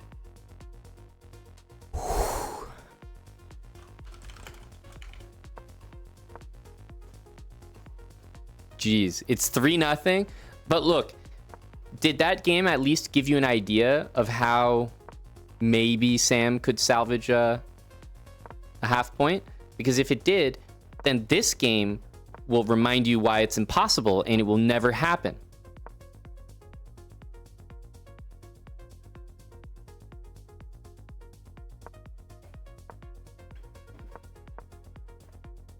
Sam has hung his center pawn like multiple times so far.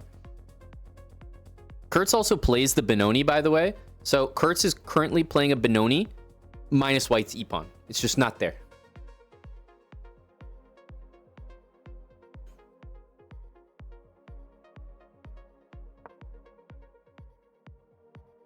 Look, I'm not gonna lie. F5 is probably the right move. His position is very bad regardless, but I guess F5 is okay.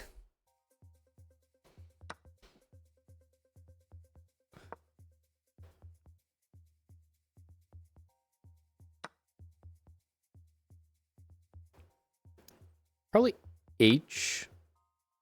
I can understand F takes a little bit. Somehow feels safer with the rook open, but I think it was probably correct to play H takes.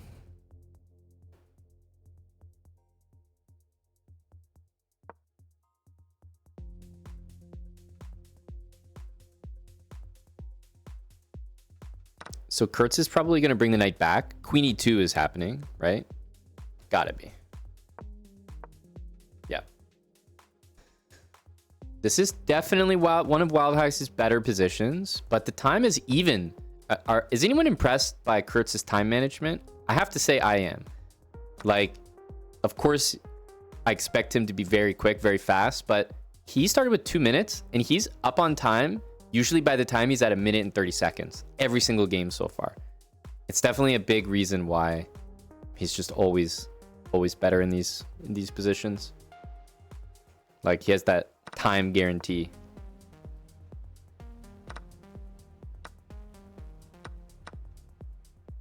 Yeah, not even close. Do you guys think that Wildhacks may have... You may as well try this, right? Do you think that Wildhacks may have underestimated Mannered Monkey? Like, he didn't realize who he was up against? Mr. Mannered. Does Wildhacks, does he respect the 2700 rating? Does he respect Mr. Kurtz? I don't get the impression that the answer is yes.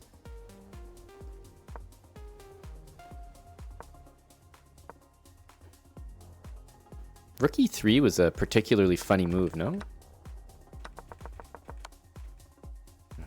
I mean, but Kurtz has 1 minute. It's not even close.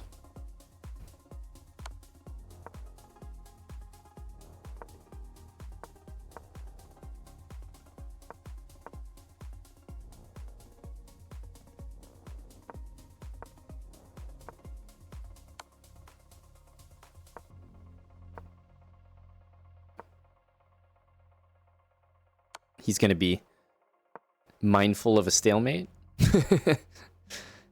I mean, he's got 53 seconds.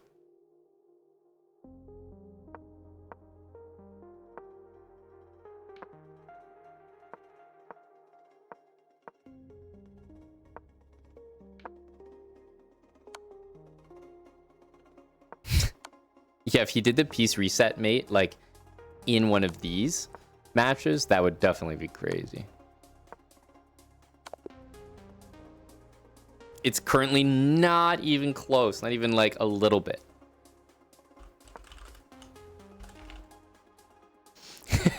He's typing GG in the chess.com chat.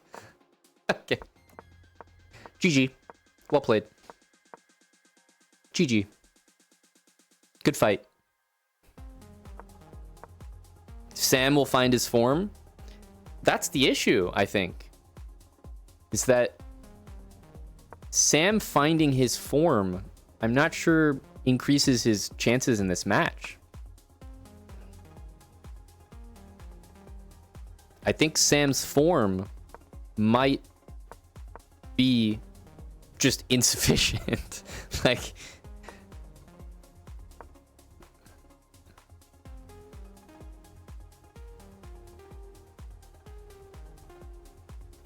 he did, Mattis.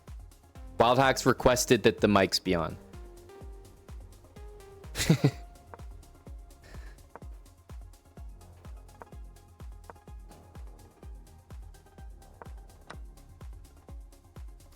Okay. I probably would have gone with this one. Not that it really matters, but...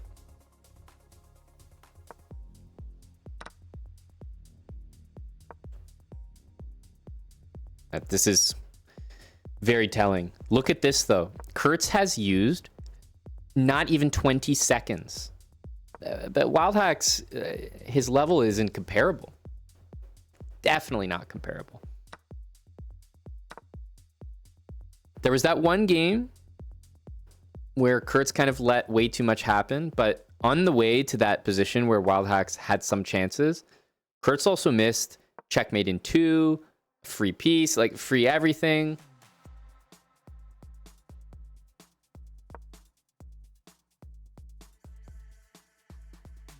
This is just a pull out the non-compete clause.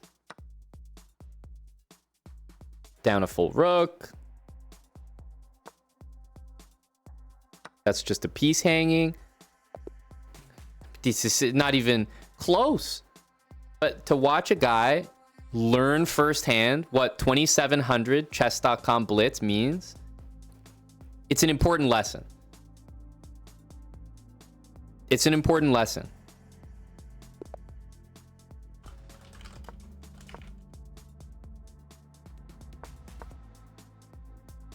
Okay, will he defend the e4 pawn? No, not this time. That's okay, there's always next game.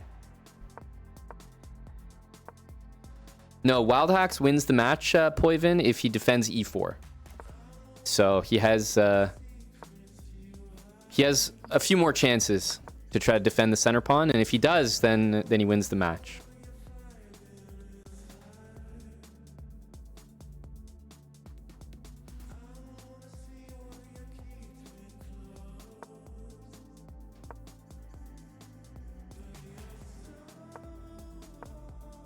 What's the story behind this match?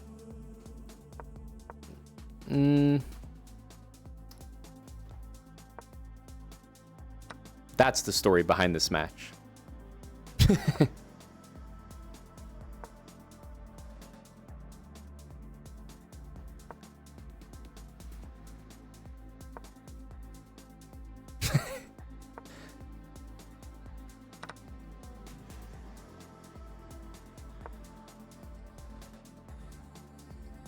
Sam is being taught a very important lesson right here about respecting your elders.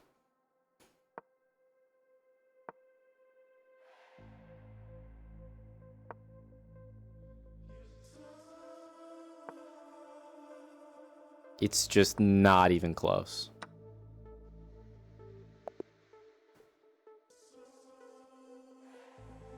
Kurtz didn't even touch a minute 30.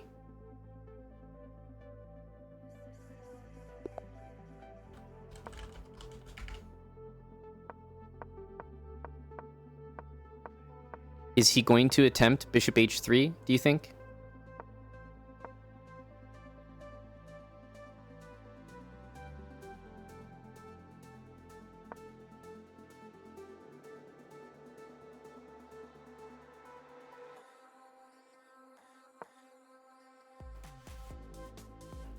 I am definitely wondering about this knight h3 move as opposed to knight e2, which I would say is a bit more standard, and I feel like I've seen that from Kurtz before, so a little bit odd.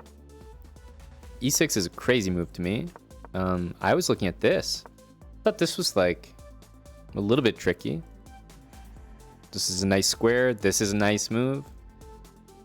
Kurtz would need to spend some time to answer questions there.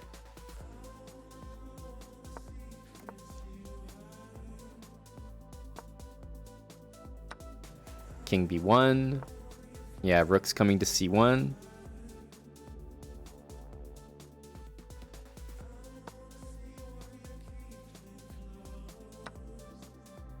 I'm so glad we have the mics on. This is... I was worried about being talked over, but looks like we're balancing the microphone really well. You know, when I want to make some commentary on the games, it's nice that these guys are handing me the floor, and when we want to listen to the mouth breathing, we're always able to. So this is really great.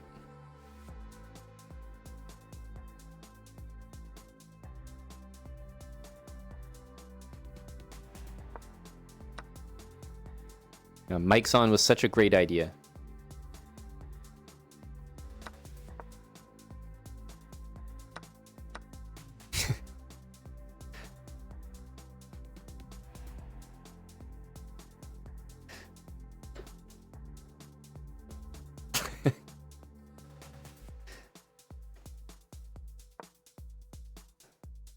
This is the equivalent of like your drunk friend trying to roundhouse kick a like professional fighter on the street at like 3 a.m.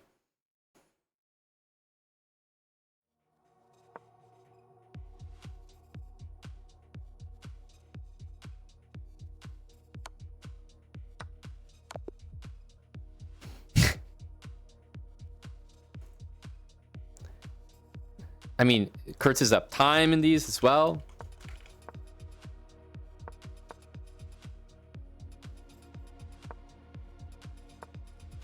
All right, he did defend e4. This match is heating up now. A successful defense of the center pawn, although not with a piece, so the arbiters may not find this ruling to be successful.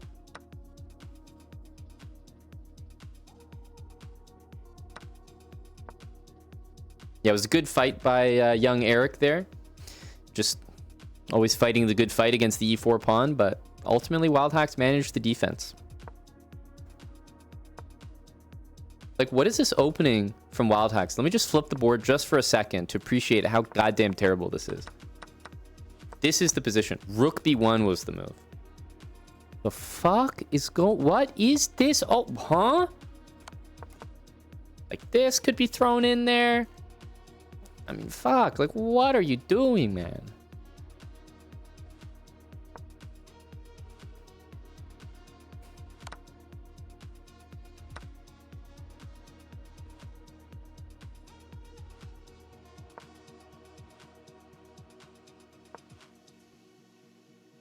No castling, but if you want my opinion, this is the best opportunity for young Wildhacks that we've had so far.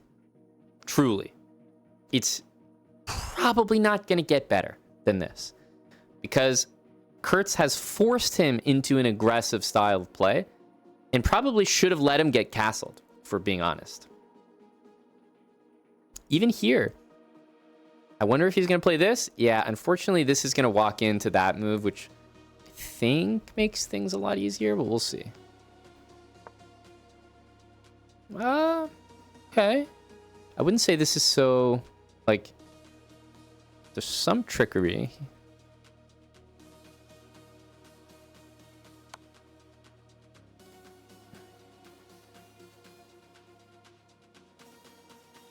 You know, to make a point, I think black should play here. Just, can you imagine the heart palpitations that Sam would be going through? And then you just uncork this at the end. Middle fucking finger. I think that's definitely the way I would continue there. The way his hopes would be like at an all-time high. And you know, the mics are on and everything. We're like, oh, 96. Fuck. It would be so worth it.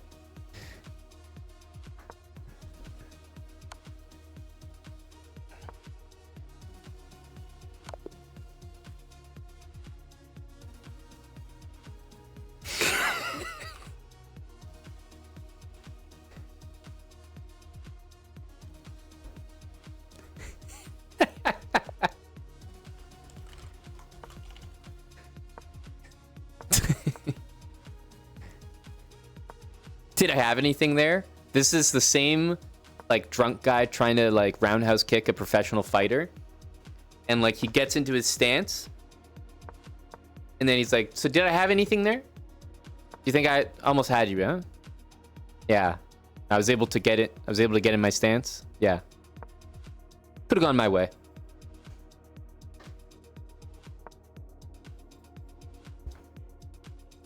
This move looks tempting, but I have a feeling this will be the reaction. This move is the one that stands out to me. Yeah, I think we'll just see d4, and we do.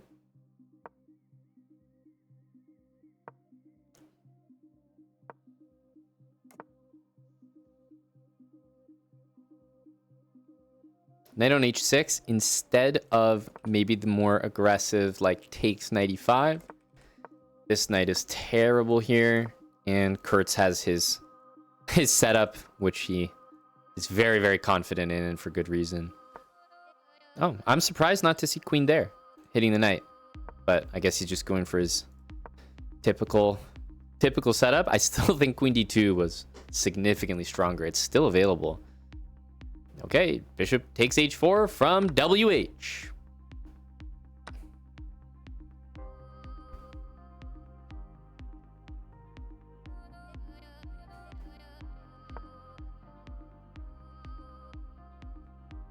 Fascinating move there. Bishop h3.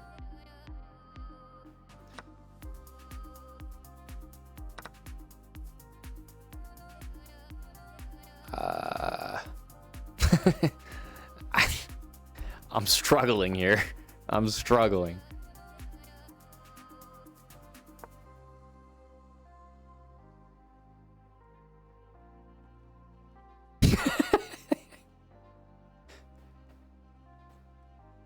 Yep. Add that one to the list.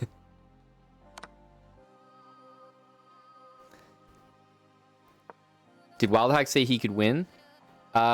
He bet $100 of his own money, which at this point could be considered a charitable donation. But yes, I think this will really put Sam in his place. It's not that Sam's not a capable player at 1800, but he has to remember that he's a capable player at 1800. Not against a guy who's been 2800 before.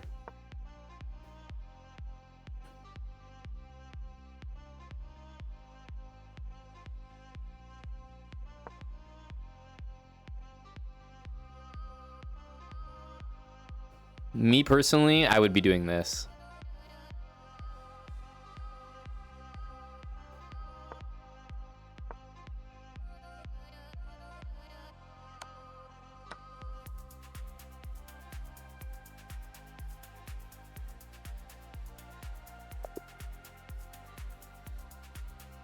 Well, we've reached the all-important game.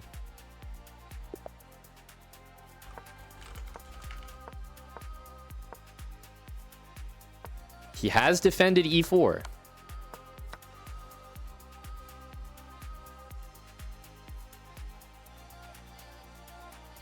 Did he save the best for last?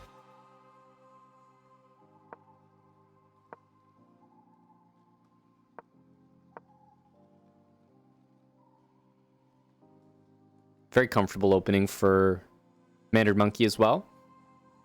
There's no bishop e3, and you know that's driving Wildhacks crazy here. Like, you just can't develop rather naturally. Like, I would maybe have considered like bishop f4, queen d2, and then bishop e3, but it's just so difficult for him to get the pieces where they need to go. He should play that, queen c1. I actually thought that was reasonable here. Queen here, try to get this and this. Yeah, this should be a very, very comfortable position for black. These moves, you got this.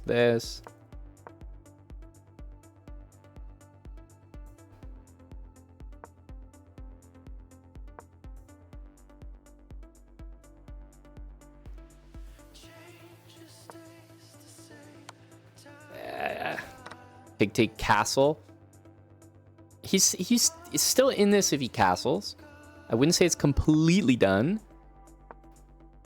Mandarin Monkey might be trying to get the cheese going with bishop h6, but okay, he's castled.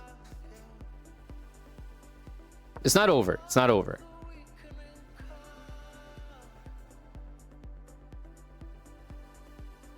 I can still see some ways like that this position is not completely stable. Oh my goodness, a queen trade. You gotta be joking me. What? I'm very confused by that.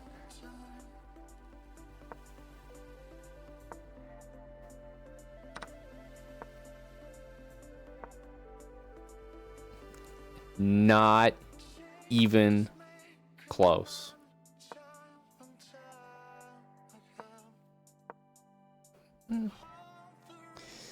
Maybe 95 there.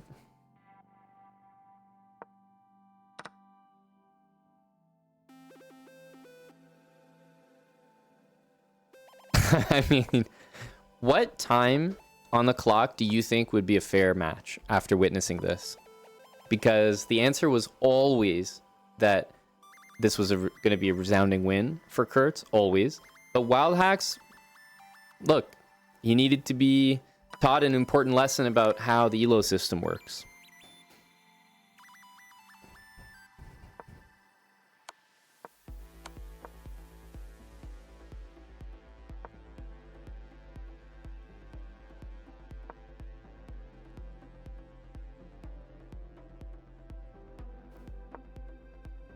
So glad we had the guys join for mics as well. It's really brought this show to the next level.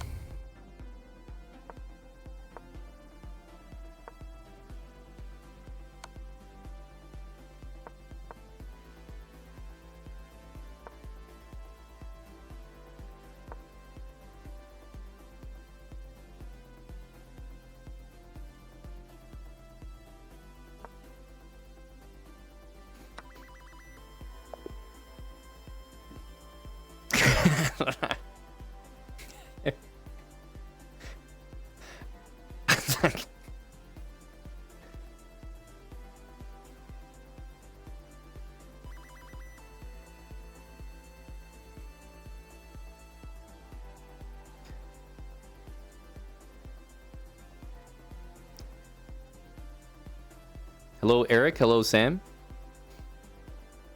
Yeah, we were just remarking how it was great, so great that you guys were doing mics on, because that was...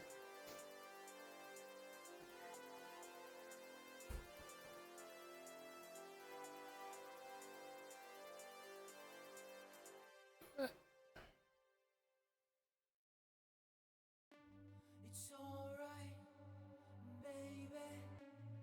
Hold me close, we're electrical. It's alright, baby.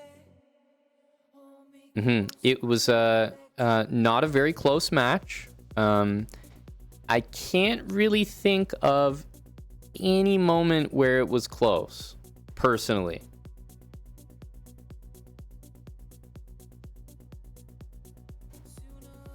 Yeah, the only game was the one where the queen and bishop got very close to your king. But we noticed that you elected to not deliver checkmate in one on multiple occasions during that game. And I will say, although not obvious or evident to anyone in the game, that game reached a 0.00 eval at some point because you did not deliver the checkmate, Kurtz. However, with the checks just coming in, like, it's not like anyone would really... It was not like a apparent moment where it's like, whoa, I have an opportunity now. So it's just one of those fleeting engine moments where it could have been a draw, but I don't think it ever felt that way. Although the queen and bishop was scary. hold me close, we're electrical.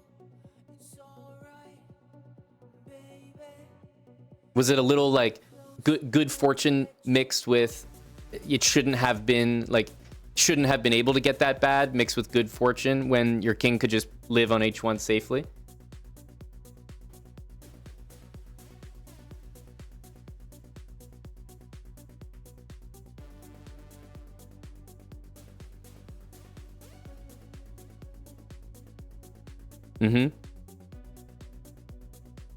Wildhacks, did you expect to be significantly closer than it was? A little bit closer? Like, did you expect to maybe have one game out of 10 where you'd kind of have him like low on time or on the ropes? Because from what I saw, Kurtz was like up on time by the time he had 1 minute and 30 seconds every game. Pretty much every game for the most part. So that time advantage was disappearing quickly, and there were not too many games where it was like you had him on the ropes. So, I mean, did you think it would be much closer, or did you think you'd have one shot, or what? It's alright, baby. Hold me close, we're electrical. It's alright, baby. Hold me close, we're electrical. You bet $100, so the answer must be yes. Because I know you're not one to part with your coin willingly. So if that's the case, it's like, were you just surprised by Kurtz's level? Like he was very fast. He had an advantage almost every game.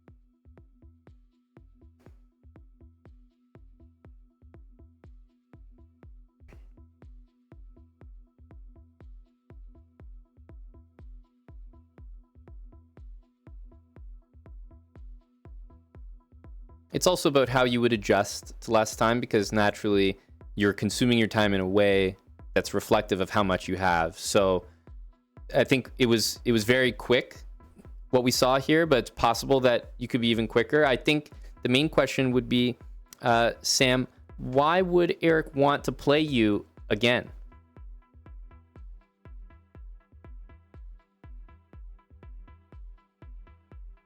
Mm-hmm.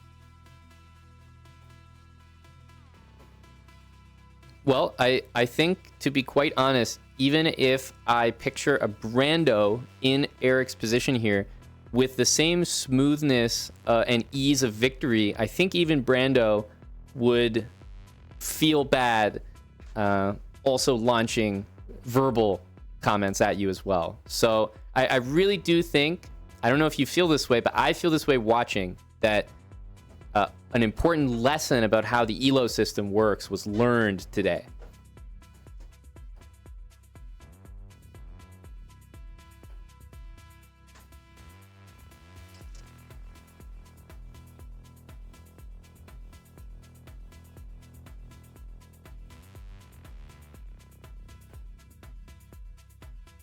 Mm-hmm. Do you truly feel like it was on you? Because I'm not gonna lie, you were hanging quite a few pieces, like full pieces. Kurtz definitely took advantage of every single one. So if I'm counting those up, that's a lot of games that I would say are just complete freebies. But I'm gonna be honest, if you were playing at your like confident level, a level you'd be satisfied with, you're probably still an underdog. So you didn't have your day, so it felt really lopsided. But I'm not sure if you could like totally beat yourself up for this, but rather the match as it was slated was just tough. It's just a tough spot to be in. I'm like, maximum Wildhacks against Kurtz here with these odds. It doesn't sound like it's in your favor.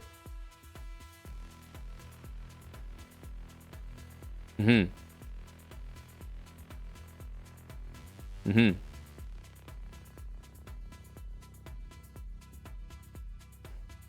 It's true.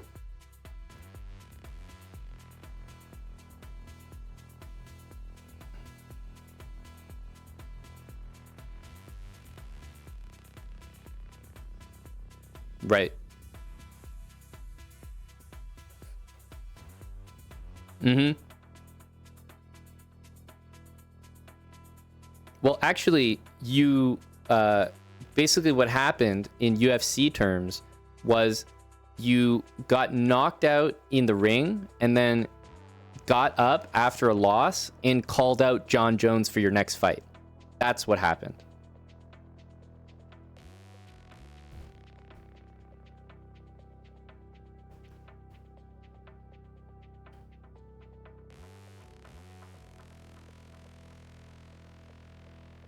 Right.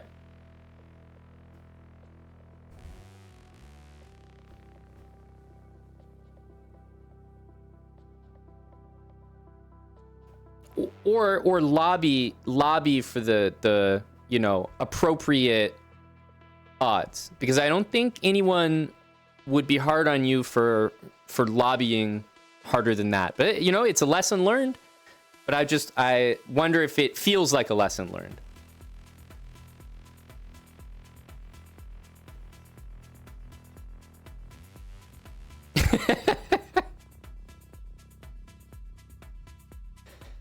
Hard to take the guy seriously.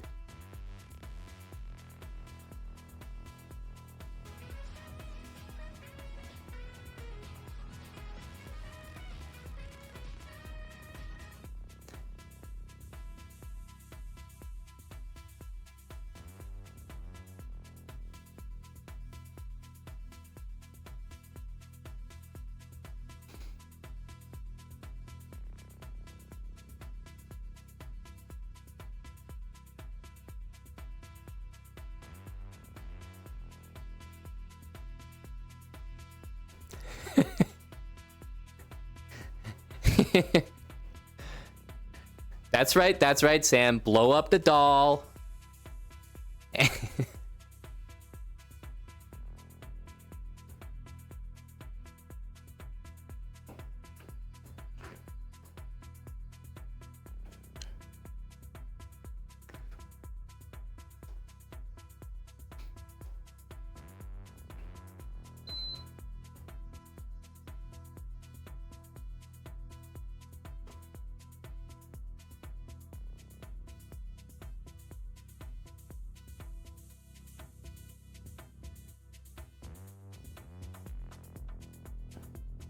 The ELO system is there, Sam.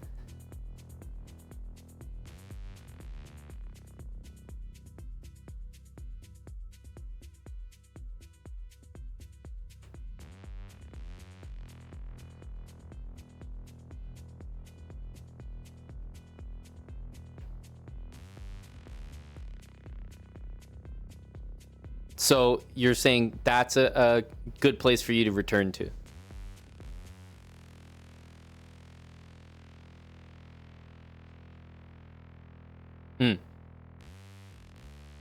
That's fair. The last I heard from Jules Gambit was retirement on her end from matches. So, you know, it might take a lot to bring back that sort of fight night energy on that end.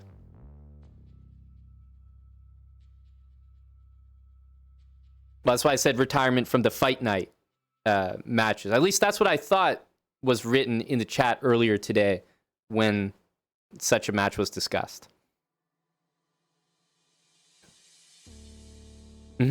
Yep, I think that's the only way to interpret it.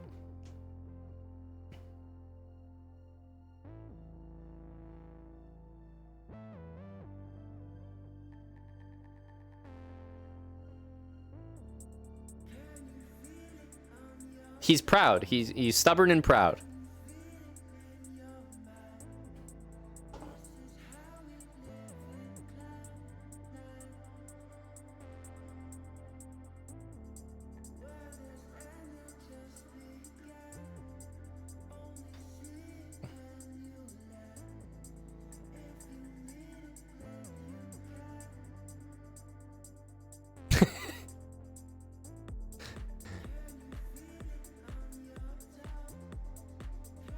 But Eric, you have to understand, if he had let it slide, the whole chat would be in uproar, calling Wildhacks pussy, you know, fragile, weak.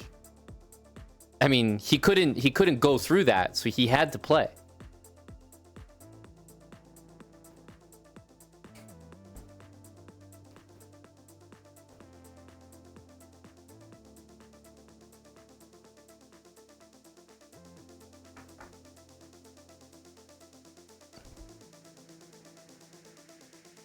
That's right.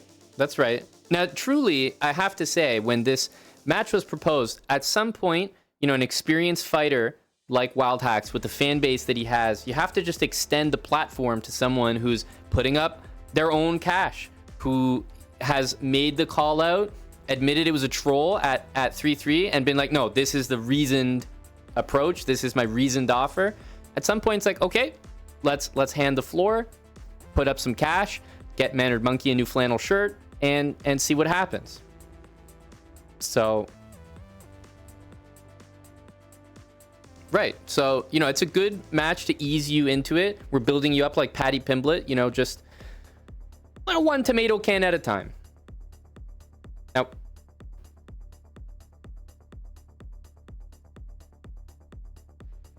but they build people up to tear them down. So we're in the Wildhacks teardown phase, and then we'll be building you up again. Yep. We're definitely going to look into the comments made in chat by one Wildhacks11. Those will be leading the lawsuit. So maybe maybe another match with Eddie. Do you feel like you could take out an Eddie right now? Like, are you down on your confidence, Sam, or not really?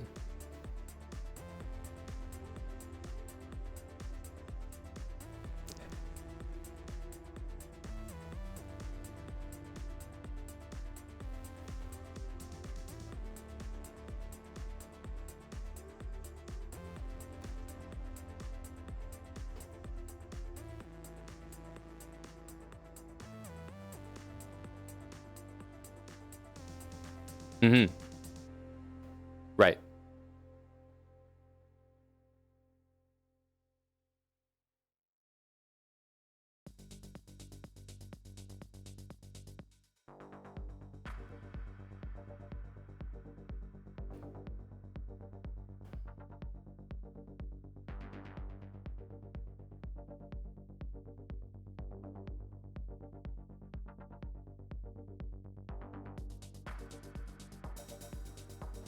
So he's Sean Strickland.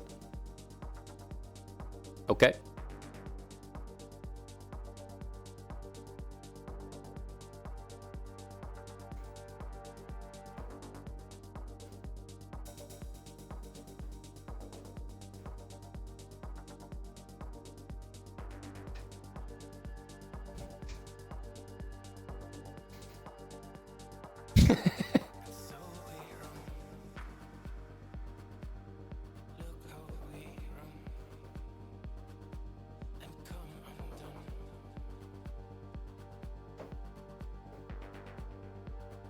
So we see once again the competition, the pride really does drive Sam. Yes.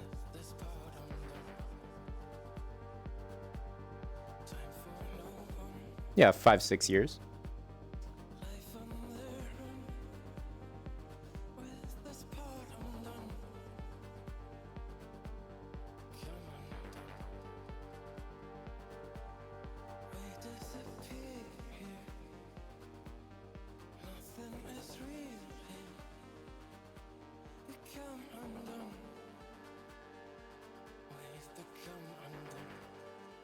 Competitive bone.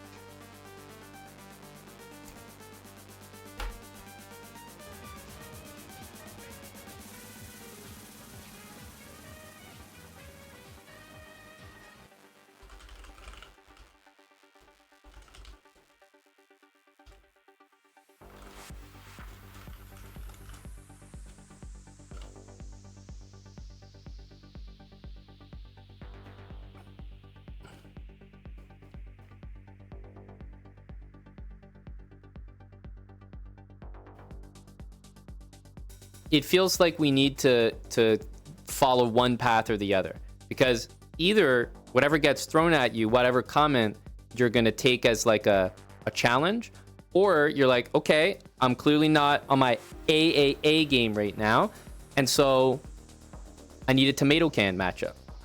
But you're kind of talking like, oh, if someone calls me out, yeah, I'm ready to take them on.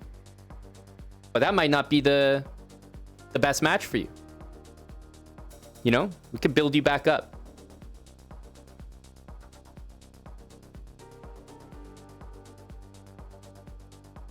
Well, this would be a great level up. Had you won this match, I mean, Kurtz would be shunned from the community. This would be serious. But it's like, how many attempts at a match like that does it take before you're like, well, this isn't even motivating for me because I'm just getting slapped down another notch. Do you have an interest to play like this type of match again with odds against a stronger player?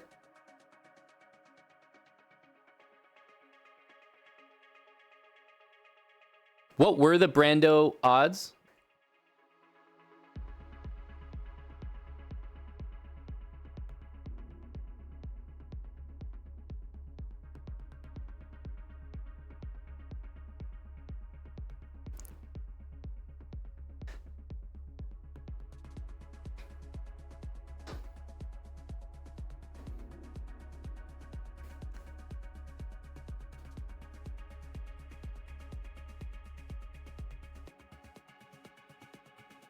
Who's the tomato can now, Eric?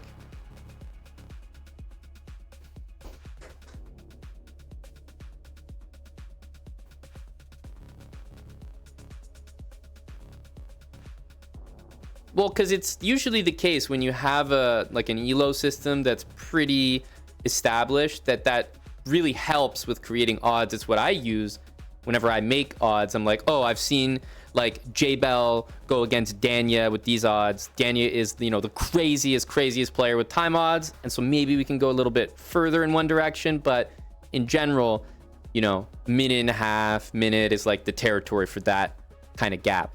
And then here we've got, 2,700, 1,800. I wouldn't have gone for this personally, but as I said, I extend the floor to someone who's willing to back themselves.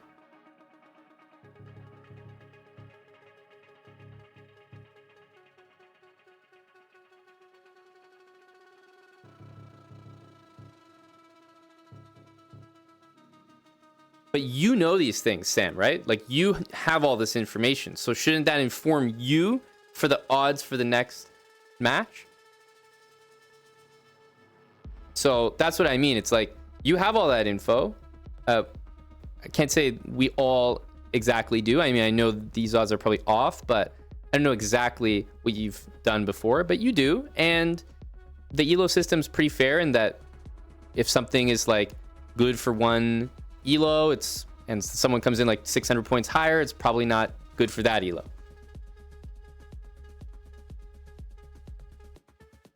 That's fair. You know, I'm always behind that.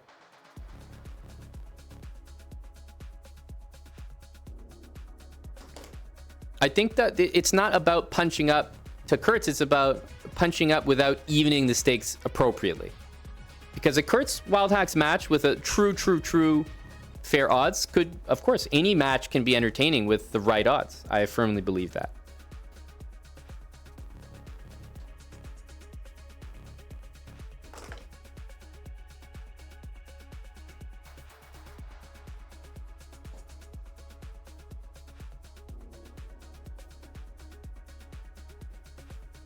But you're already not doing it. Shouldn't you be asking for...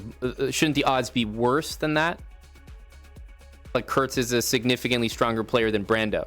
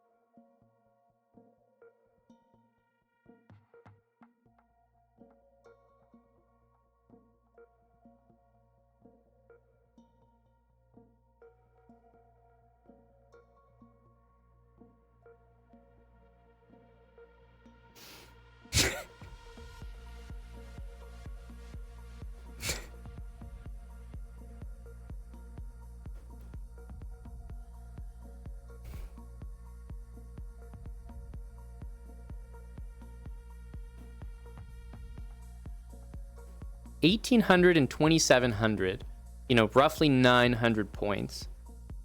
So if we're in that territory, I mean, I definitely think once you're kind of 2,700 plus to like 3,200, yes, 3,200 is significantly better than 2,700, but it's not that much more significant when it comes to beating a lower rated player, let's say. So I think once you're in that territory, the odds they make sense. Now, it doesn't mean that you aren't much more correct, that your chances are far better in that, Sam. Of course they are. That's like less than like half the time.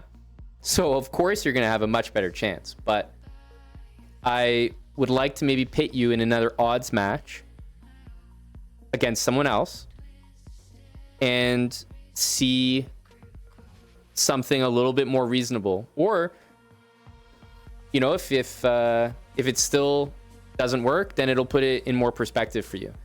But if you want, we can make another odds match. Like, rather than you fighting someone your level, we could get another odds match for you so that we can kind of recreate, you know, maybe like a J-Bell type of rating, like a 24 to 26 territory. And 24 to 2,600, like, imagine J-Bell's in chat right now. And the prospect of him adopting you is on the table with like a minute to 3 minutes. Do you think he's taking that? Right, of course. And a lot of it might come from how just like maybe overconfident, but at least confident he is. Would you take it? There you go. We've got two people who are like over the moon at the odds, which means one of you is wrong. Most likely, like one of you's off. Because, I don't know, like most of the time if I'm playing odds against someone, I kind of start the match if the odds are like reasonable, and I'm like, you know, I always have faith in myself, always bet on myself, but it's like, okay, you know, it's not a guarantee. Like I'm not sure about it.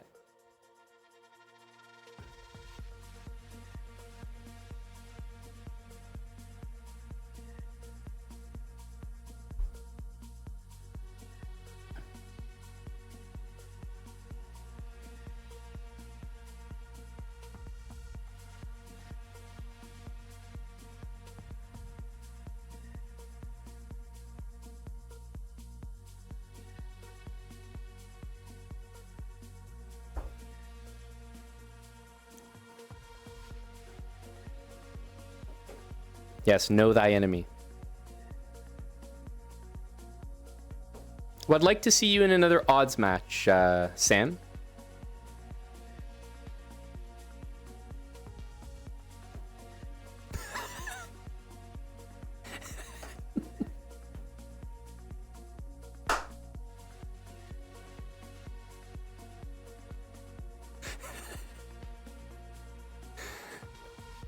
Like, at some point, you just may as well just like put porn on the screen. Like, it's just easier to explain.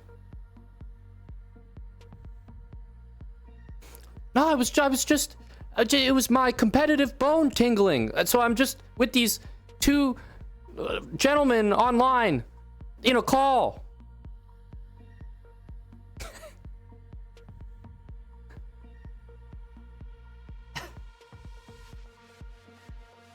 Eric, you were the slate. That was the slate.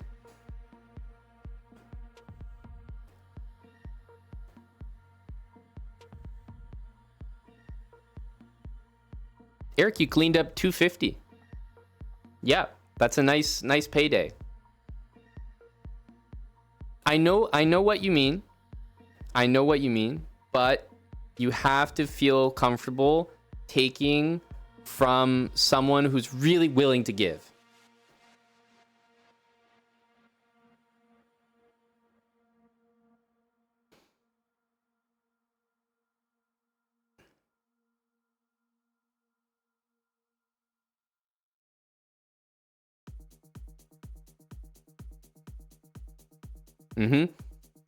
Eric, do you feel like maybe that match, although barely a palate cleanser, reminds you of the fight nights of old, getting in the ring?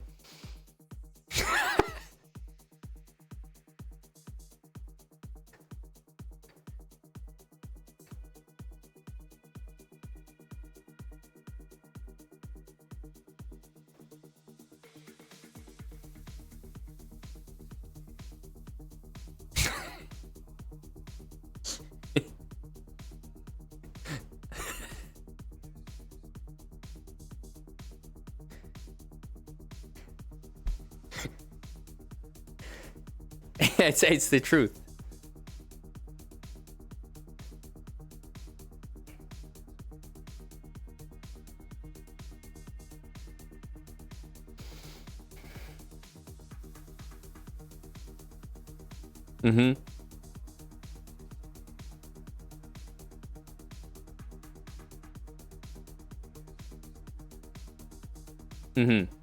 Indeed. Like, at some point, it's like, if to make it even, time odds have to get so ridiculous that it's like the variance is so high with like 30 seconds, then it's like, okay, well, maybe the match should just be with a different person, which is fine. I would like to see Sam in a match against someone else with odds, because he definitely does not lack confidence, and at some point he's going to be right, and depending on the matchup, like the style matchup, he can definitely just like overperform against someone that you might think the odds are stacked against him for. But this matchup was definitely not it.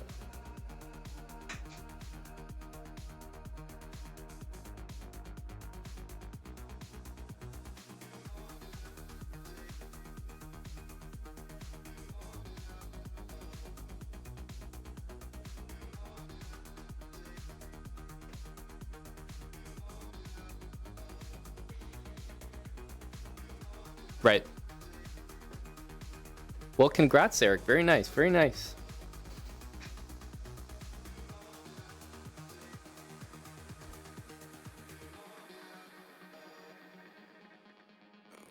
No problem, Eric, and maybe stick around because Sam hasn't left the call yet, so you never know when he might just join back in here. But up to you, really, Eric. I have to be honest, I don't have another match ready to go. Oh, hello, Sam.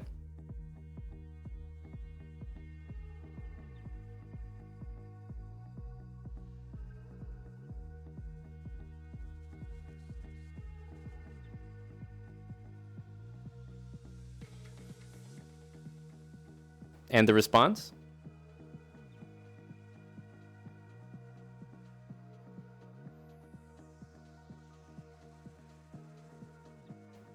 There you go. Yeah, we heard.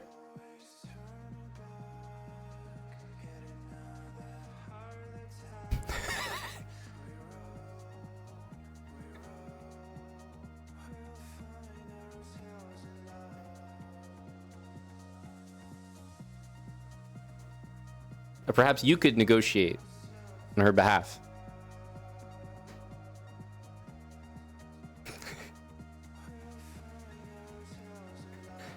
The people were wondering, Sam, if you were rejoining the call.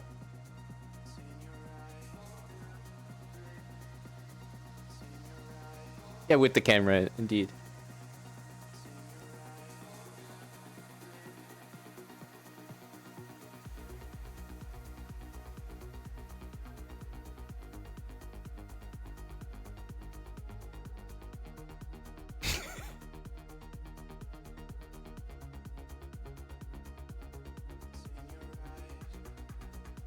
The way the cams are on the screen right now, Eric, it's situated perfectly that we have a cat cam and an Eric cam, so it is actually working. It's you moving more to your left, I think. Yeah, exactly. Back and to your left, exactly.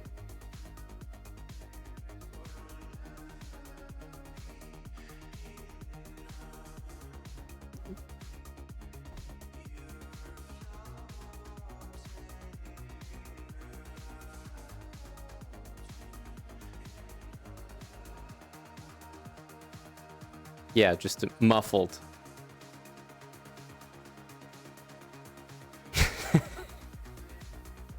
Now we understand, Eric. Oh.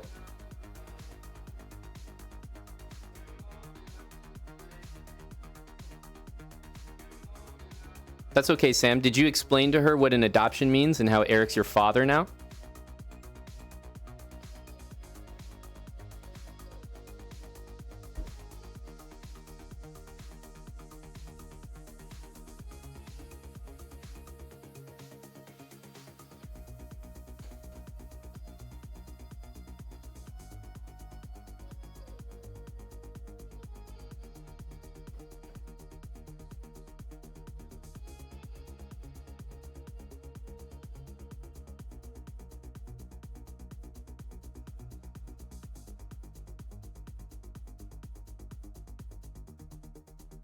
It does appear that way. It does appear that way. I'm okay with another match, but I would like to see, even if it's an odds match, Sam, I'd like to see it at a level where I guess we feel will be very competitive, whether against Eric or not. Sam, thanks for jumping on such short notice, and we'll await the future matchups, whether they include you or not, but I'll be on the lookout for a potential odds match for you, sir. See you, Eric. See you, Sam.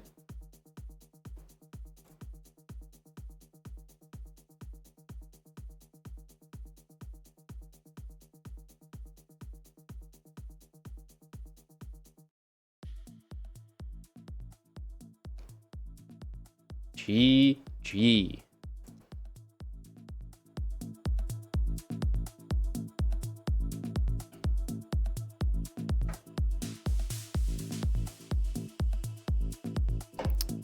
Oh, someone did yesterday, bagels. I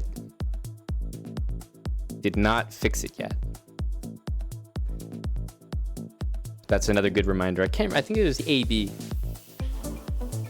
But as I said, anyone who makes that remark is always correct.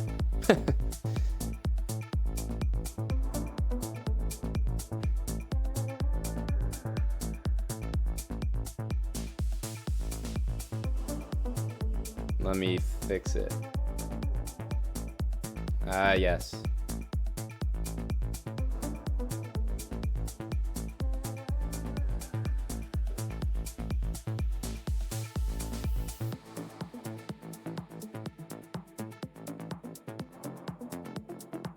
Did we do the thing? I think we did the thing.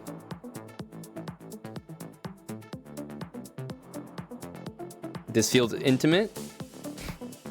That's just your competitive bone tingling.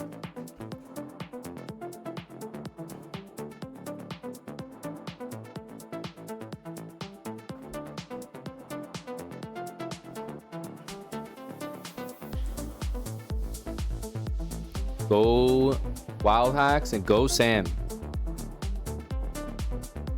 Two very different people. I believe Wildhacks showed up for the match tonight, and Sam showed up for the interview.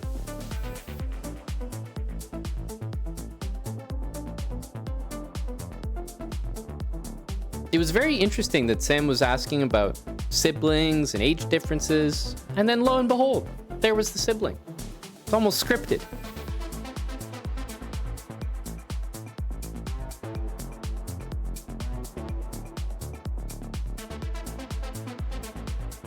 Formerly Fit, thanks for the 28 months. Irish Frank, 43. Tommy Fukin shall be gifting to Lost Moose, and Dusty Bottoms, thanks for the 19 months with Twitch Prime. We had a few raids. Kingslayer Sloan, Stellar Chess, and It's Ben and Karen. I'm in the middle of a call there, but appreciate all the raids.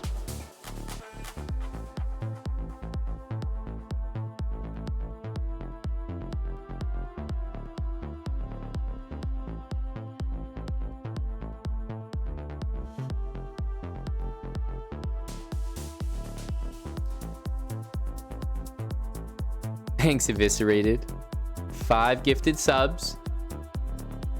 A little match love from Eviscerated. Appreciate the 5.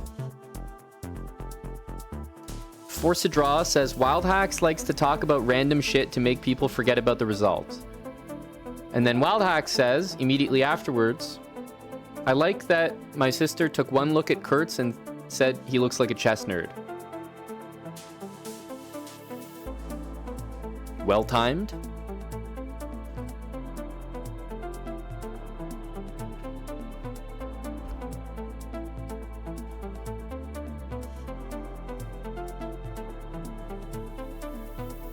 It's okay, Sam. I think, admittedly, it was not your best chess.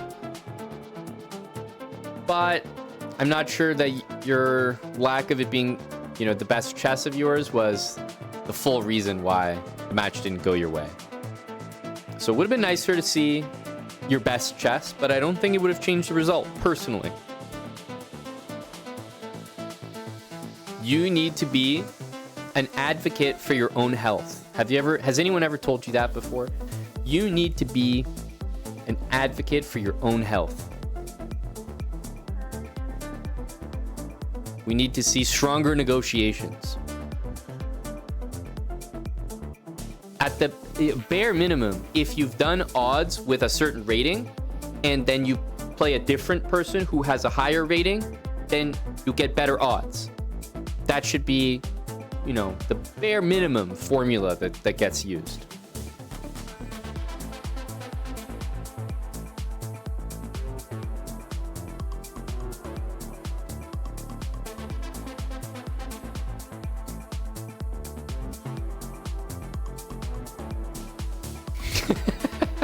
Okay. Funny comment from Wildhacks.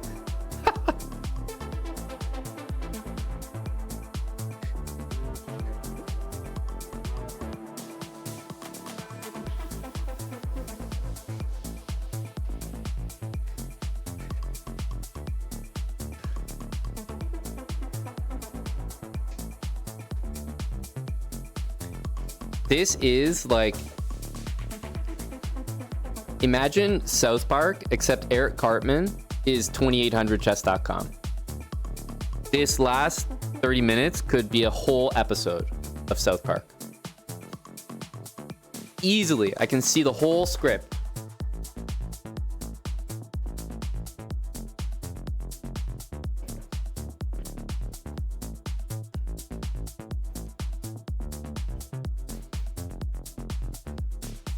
You are a mannered monkey.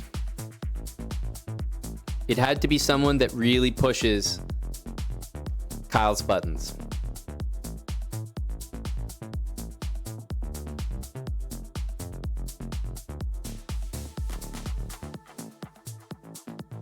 And, his name was Eric, so perfect. You don't know that you like that? Well, Wildhacks' sister thinks you look like a chess nerd, so you don't always win, do you?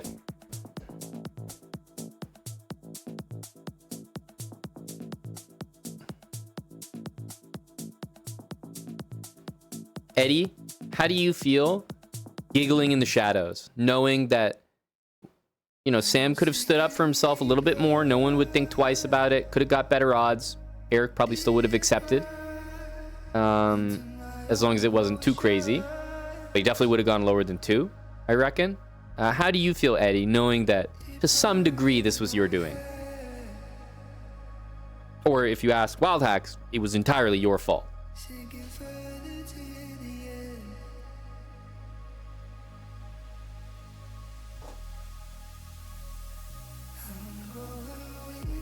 Oh, Eddie's calling it 0-13, adding on his 3 wins against Wildhacks to Mannered Monkey's 10.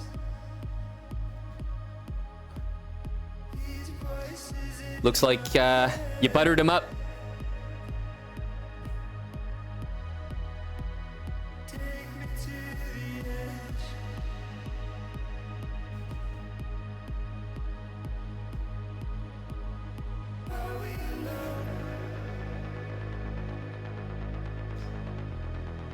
I know what you mean, Jules Gambit. I really do.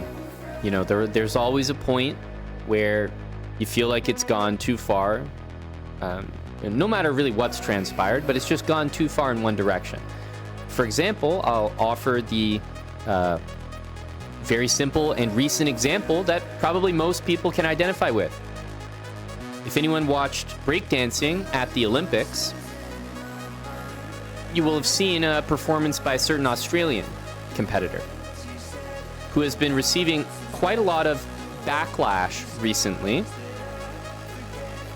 and it's probably to the point where people are starting to flip, because it's like, you know, you pile on someone that much, eventually it's like, okay, well, you know, do they really need that? Like, do they need that much? Like, everyone needs to be told when something ain't quite right, but you don't have to lay it on that thick. There comes a point where it's too much. And I noticed that some people are at that point with the Australian breakdancer, Ray Gun. I'm personally not quite at that moment yet with her. And I'm not quite at that moment with Wildhacks. Wildhacks came in at his own cash. He's got his own confidence. He knowingly took worse odds than lower rated people. He came in here with some confidence, and the match was not up to fight night standards. The mics were on, didn't hear any talking. What, you know, we didn't get that close match that we could have gotten had there been more advocacy for, you know, the right odds. So I'm not quite at that level yet. Wildhacks is a seasoned fight night veteran. He'll definitely be back. But that was really not his finest showing. And he needs to know it so that he can adjust his negotiation tactics for the future. You can't let the fear of just imaginary remarks that people are going to refer to you as Jewish. So you're just going to take dead losing odds every time? Because you'll get called Jewish? Samuel. What the hell? That's not good enough, man. I'd actually like maybe a minute and a half. He's Jewish.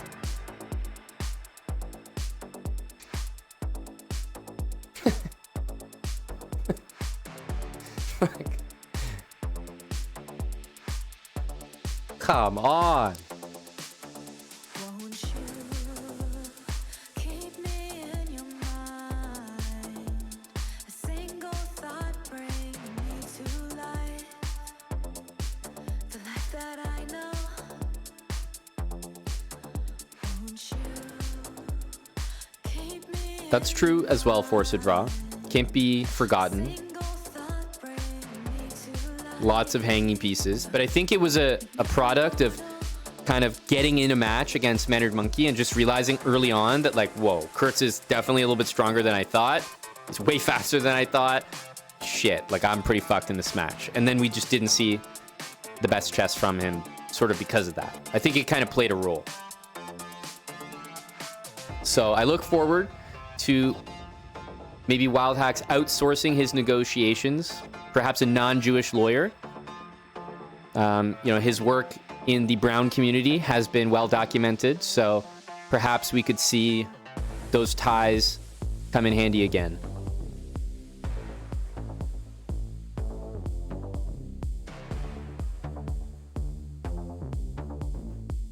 Indeed. Wildhacks is a good fighter, just maybe not the best negotiator, which is okay. I'm sure there's lots of UFC fighters that just excel at the fighting part. That's what they're supposed to do anyway. Go, Johnny. Now, Jules, if you really have faith in a better Wildhacks showing next time, is that you saying you'd be interested in a fight night match? If you really wanted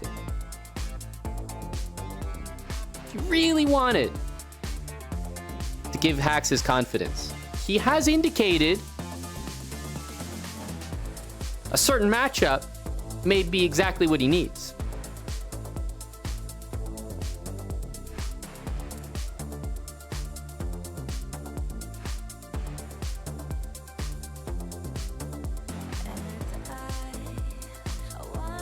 Understood, Wildhacks, understood. Although, don't put this on me. I didn't give you this matchup, but I'm happy to host it.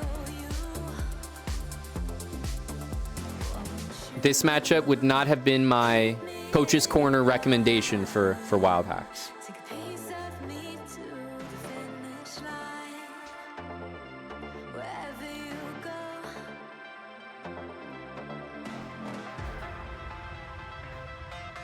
Tim is definitely a strong option for Hacks to really just, ramp up the confidence. Yeah, this was, I would say, if our regular fight nights are UFC pay-per-views, this was more of a tough match.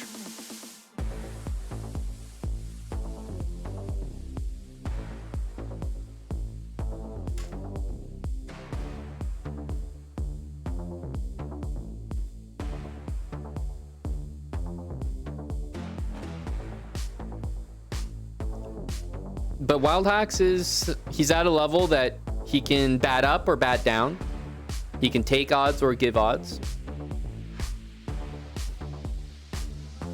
You got to admire it, Mannered Monkey. He took a few licks and he's already back.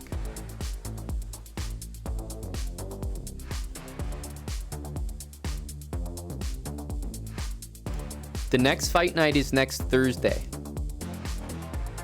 Looking to put some matches together. Wildhacks, can I, poke and prod around for a potential opponent?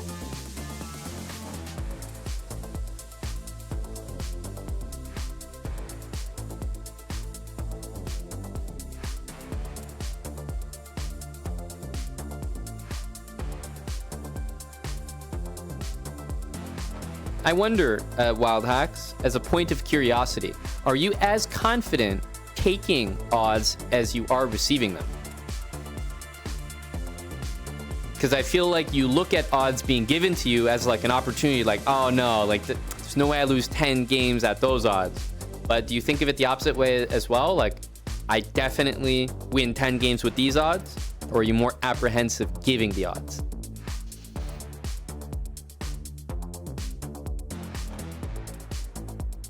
That was my plan, Jules. Yep. That was my thought process. So maybe in order to mimic today's events, we could host Wildhacks versus some like 1150 adoption match Who's 1150? Someone like Val, for example, Valentinian. Maybe we could give him 2 attempts. We could give him multiple attempts. So maybe 2 attempts against someone like Val. We could see how that would play out. That would be interesting.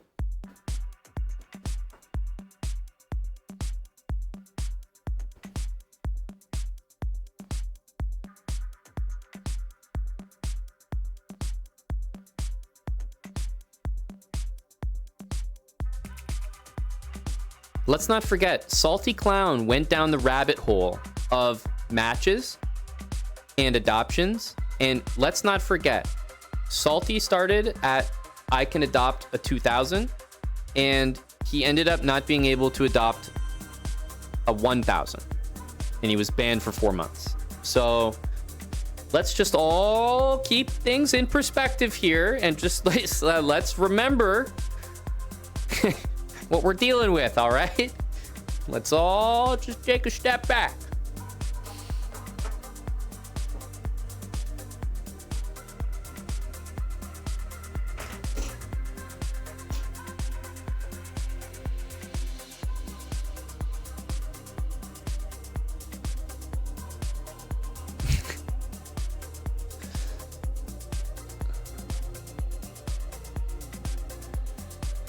I'm talking next week, CRG. I'm trying to make a full card. There's still energy for tonight. We're going to head to our Kick channel in about, I don't know, 15, 20 minutes or something. So still energy tonight. But in general, I'm trying to make a full card for next Thursday.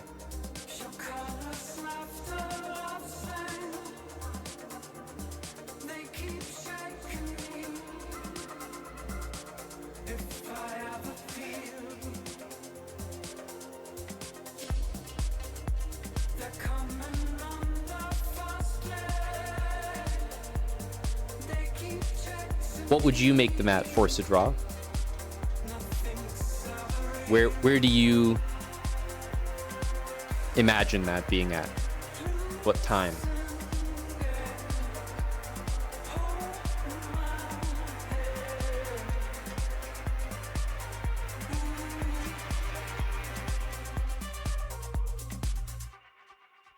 $210. Interesting.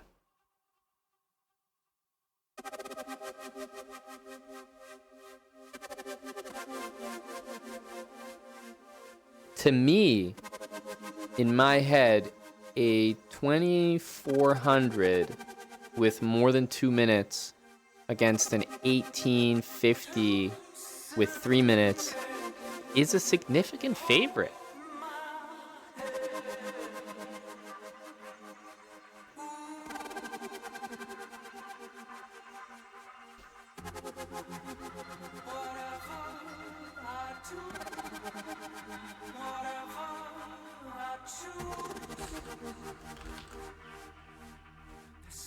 Who do we have at 2100? Who's on the, in the chest bra dugout?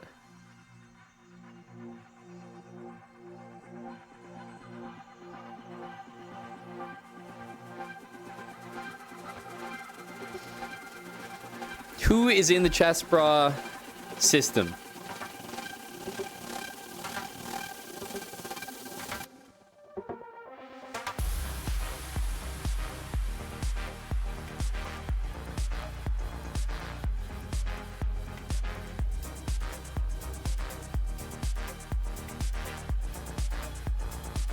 I think Wildhacks is because sometimes you're sitting at 1700, but you have a peak of like it's like 300 points higher than that, right? Your blitz peak is 2038. So sometimes it's hard to pin down exactly where your level's at, which I think is why you feel like that's happening. But a lot of that comes from which comments you respond to, who you call out, etc. But you're not wrong.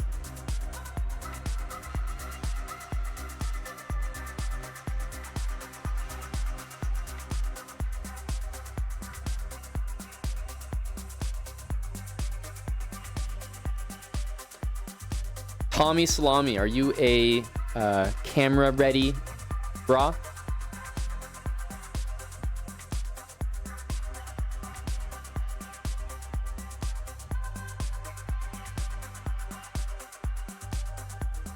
Cuz is roughly a 2K. No, I mean a general question, Tommy. General. Remember, we're planning for next week and maybe beyond. Just a general question. Cams aren't always required, but for a fight night planned in advance, it's usually a necessity. Just more interesting. Don't even have to have the mic on during the match. I usually do the commentary anyway. If both guys are up for mics, then sure, but oftentimes we just do cams.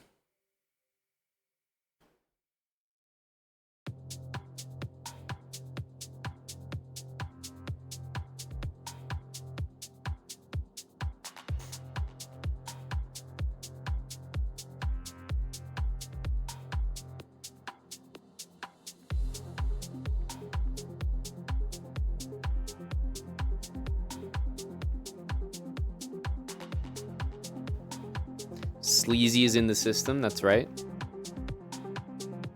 Although the time zones might be a little tricky for Sleazy. Manageable though.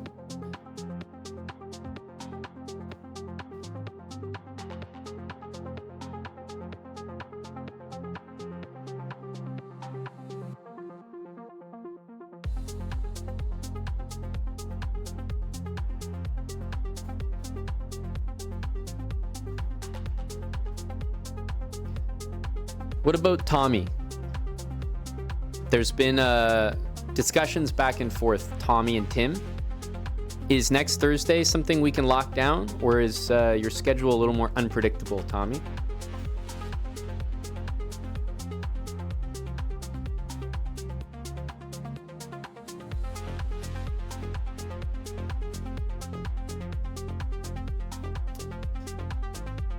You see, Mandarin Monkey, that's where it gets interesting, because Tim, I think, feels the precise opposite.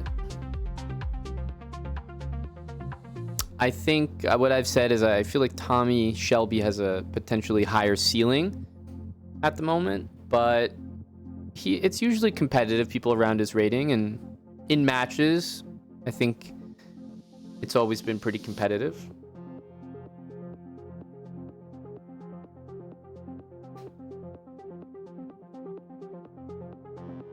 Tommy's a former UTT winner, though, not to be messed with.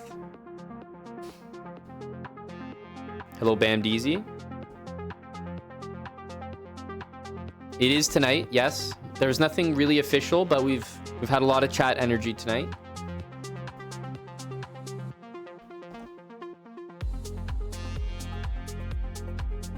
But Tommy and Tim is definitely not a matchup that I feel bad about either way. I mean, if it is some kind of 6-0 match or something,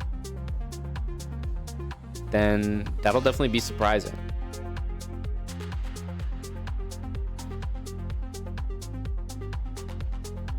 Yeah, that's why I was asking in advance for next week, Tommy.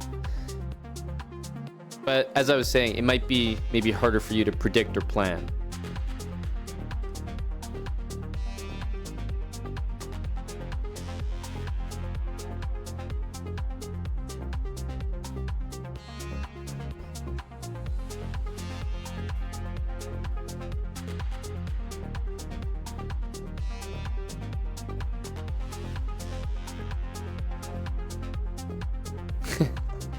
Standing desk. Yes. Could pull the chess ninja elliptical during the match. So we have the potential of that matchup.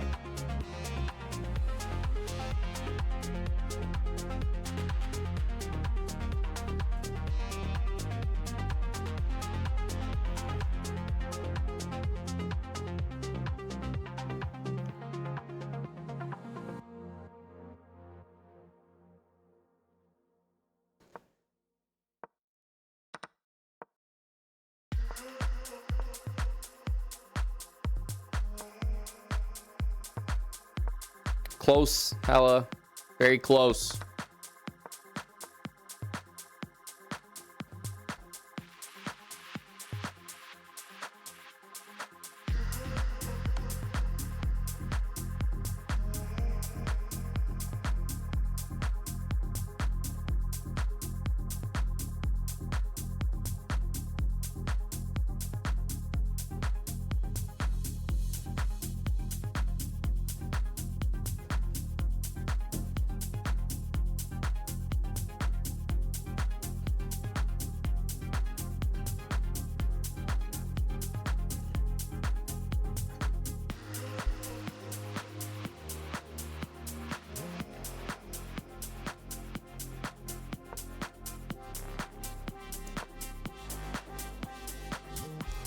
Yeah, the even odds matches are nice.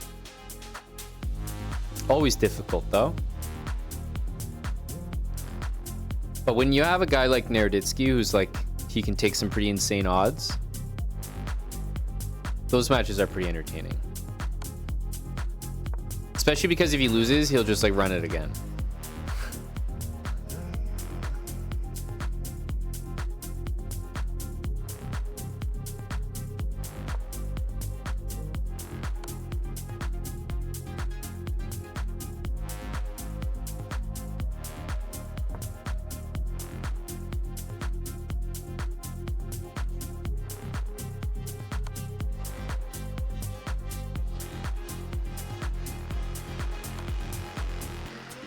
So maybe Wildhacks versus Naroditsky.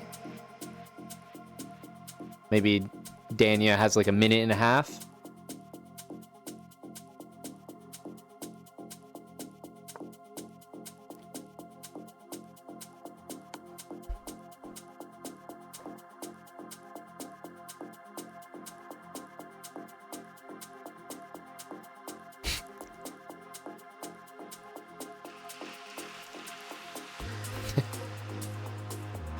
If you don't say yes, you're Jewish.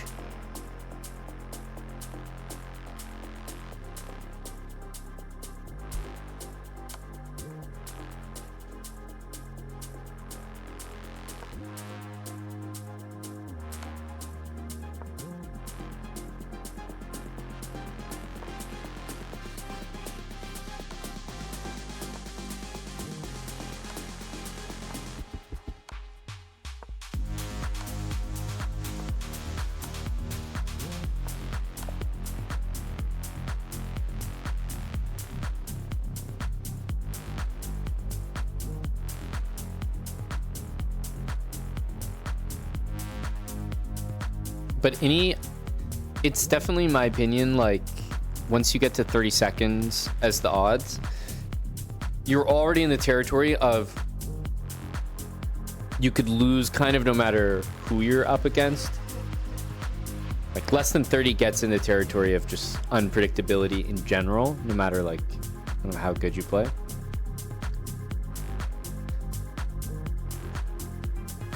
Whereas, you know, if you have like a minute against anyone, even for someone like Dania, like he'll probably believe in himself just because a minute's like enough time to construct a complete game.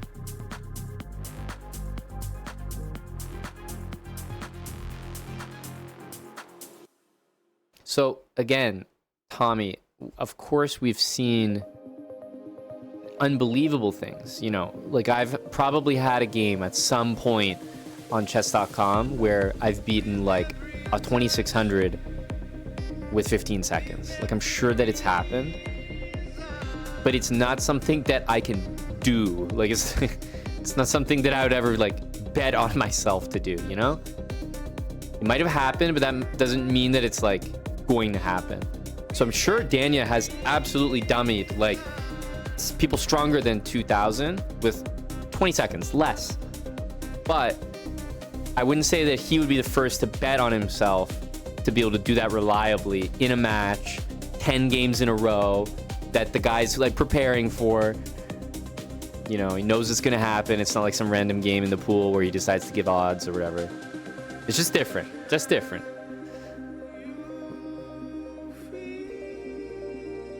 Let's get Toph. We'd love to get Toph. Toph was a great match last time. Thanks for the 50 there, Toph. We were just speculating potential matchups for next week. We're about to head to Kick to continue the show. I don't have any more matches for the rest of the evening. It doesn't mean there won't be more matches, just none slated. But we've already begun to think of a fight night card for next week.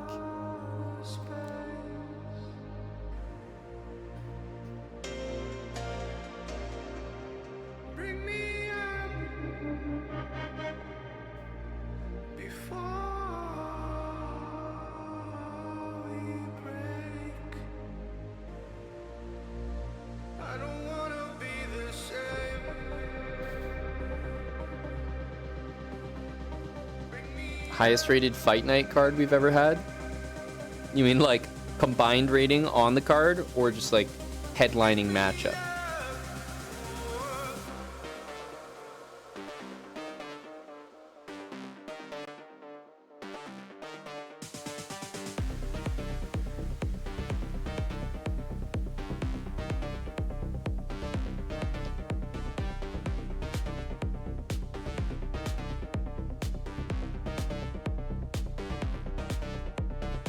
Aryan Dr. O. Oh, force a draw. Looks like he's coming in with a receipt.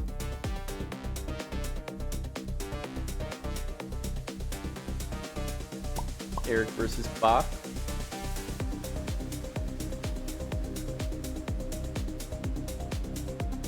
Oh, never mind. This is the 41-minute match. Yeah.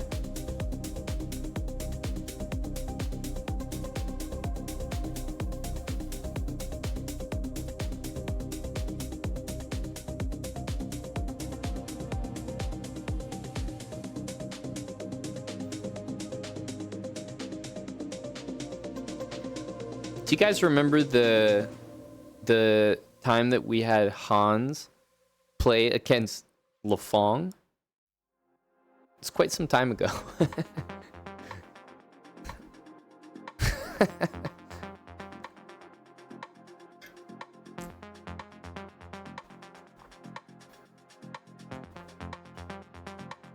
What a random matchup, come to think of it.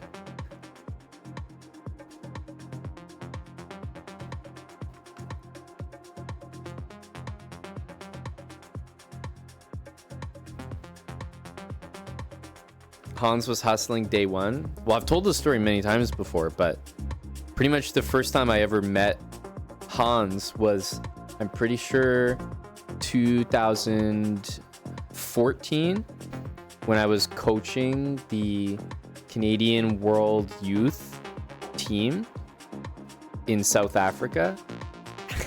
And I think this was on the way back, but in the airport on the way back, very common, especially when chess players are traveling and like a lot of you on the same flight, to like wait for the flight at the gate, but with a chessboard, and then you just play chess. So I was just playing chess with some of the people on like the Canadian team,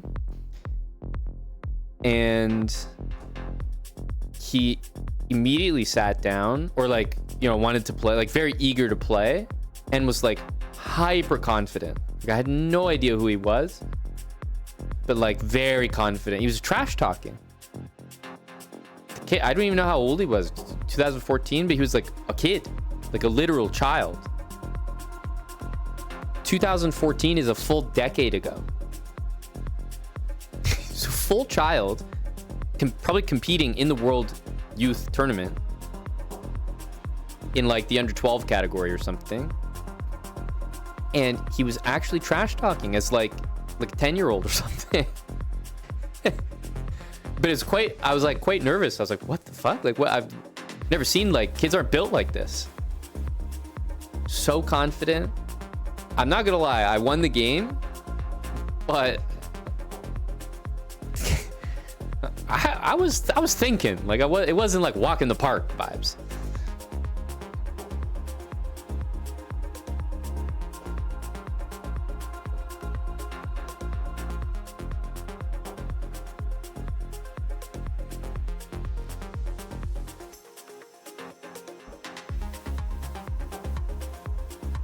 Yeah, but just imagine like an 11-year-old kid like coming up talking to you like he's expected to win. I was like, what the fuck? It was like that, except that was like basically Sam Sevian was trash talking Greg Shahade, and the trash talk seemed to be coming from a place where Sam knew how good he was, and so he was trash talking because of that. Whereas Hans was trash talking from a place of like knowing how bad you were. I don't know if that makes sense, but that's how the trash talk felt. It wasn't that he was good. It was like he was sure that you were bad.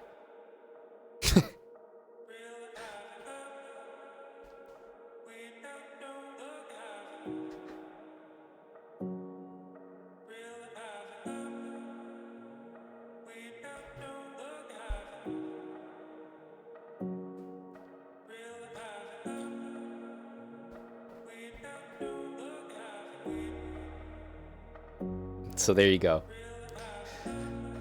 There you go. Well, I'm not done yet tonight. I'm heading over to our Kick channel. I hope you guys will join me there. Definitely down to host more matches if they happen tonight. Also down to create some matches for next week. But I'll be streaming for a little while longer.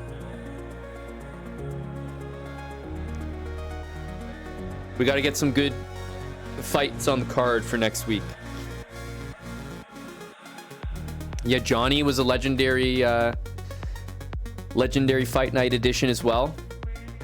Exclamation mark kick. Let's continue to matchmake. Gonna end the stream here on Twitch. Thanks for watching.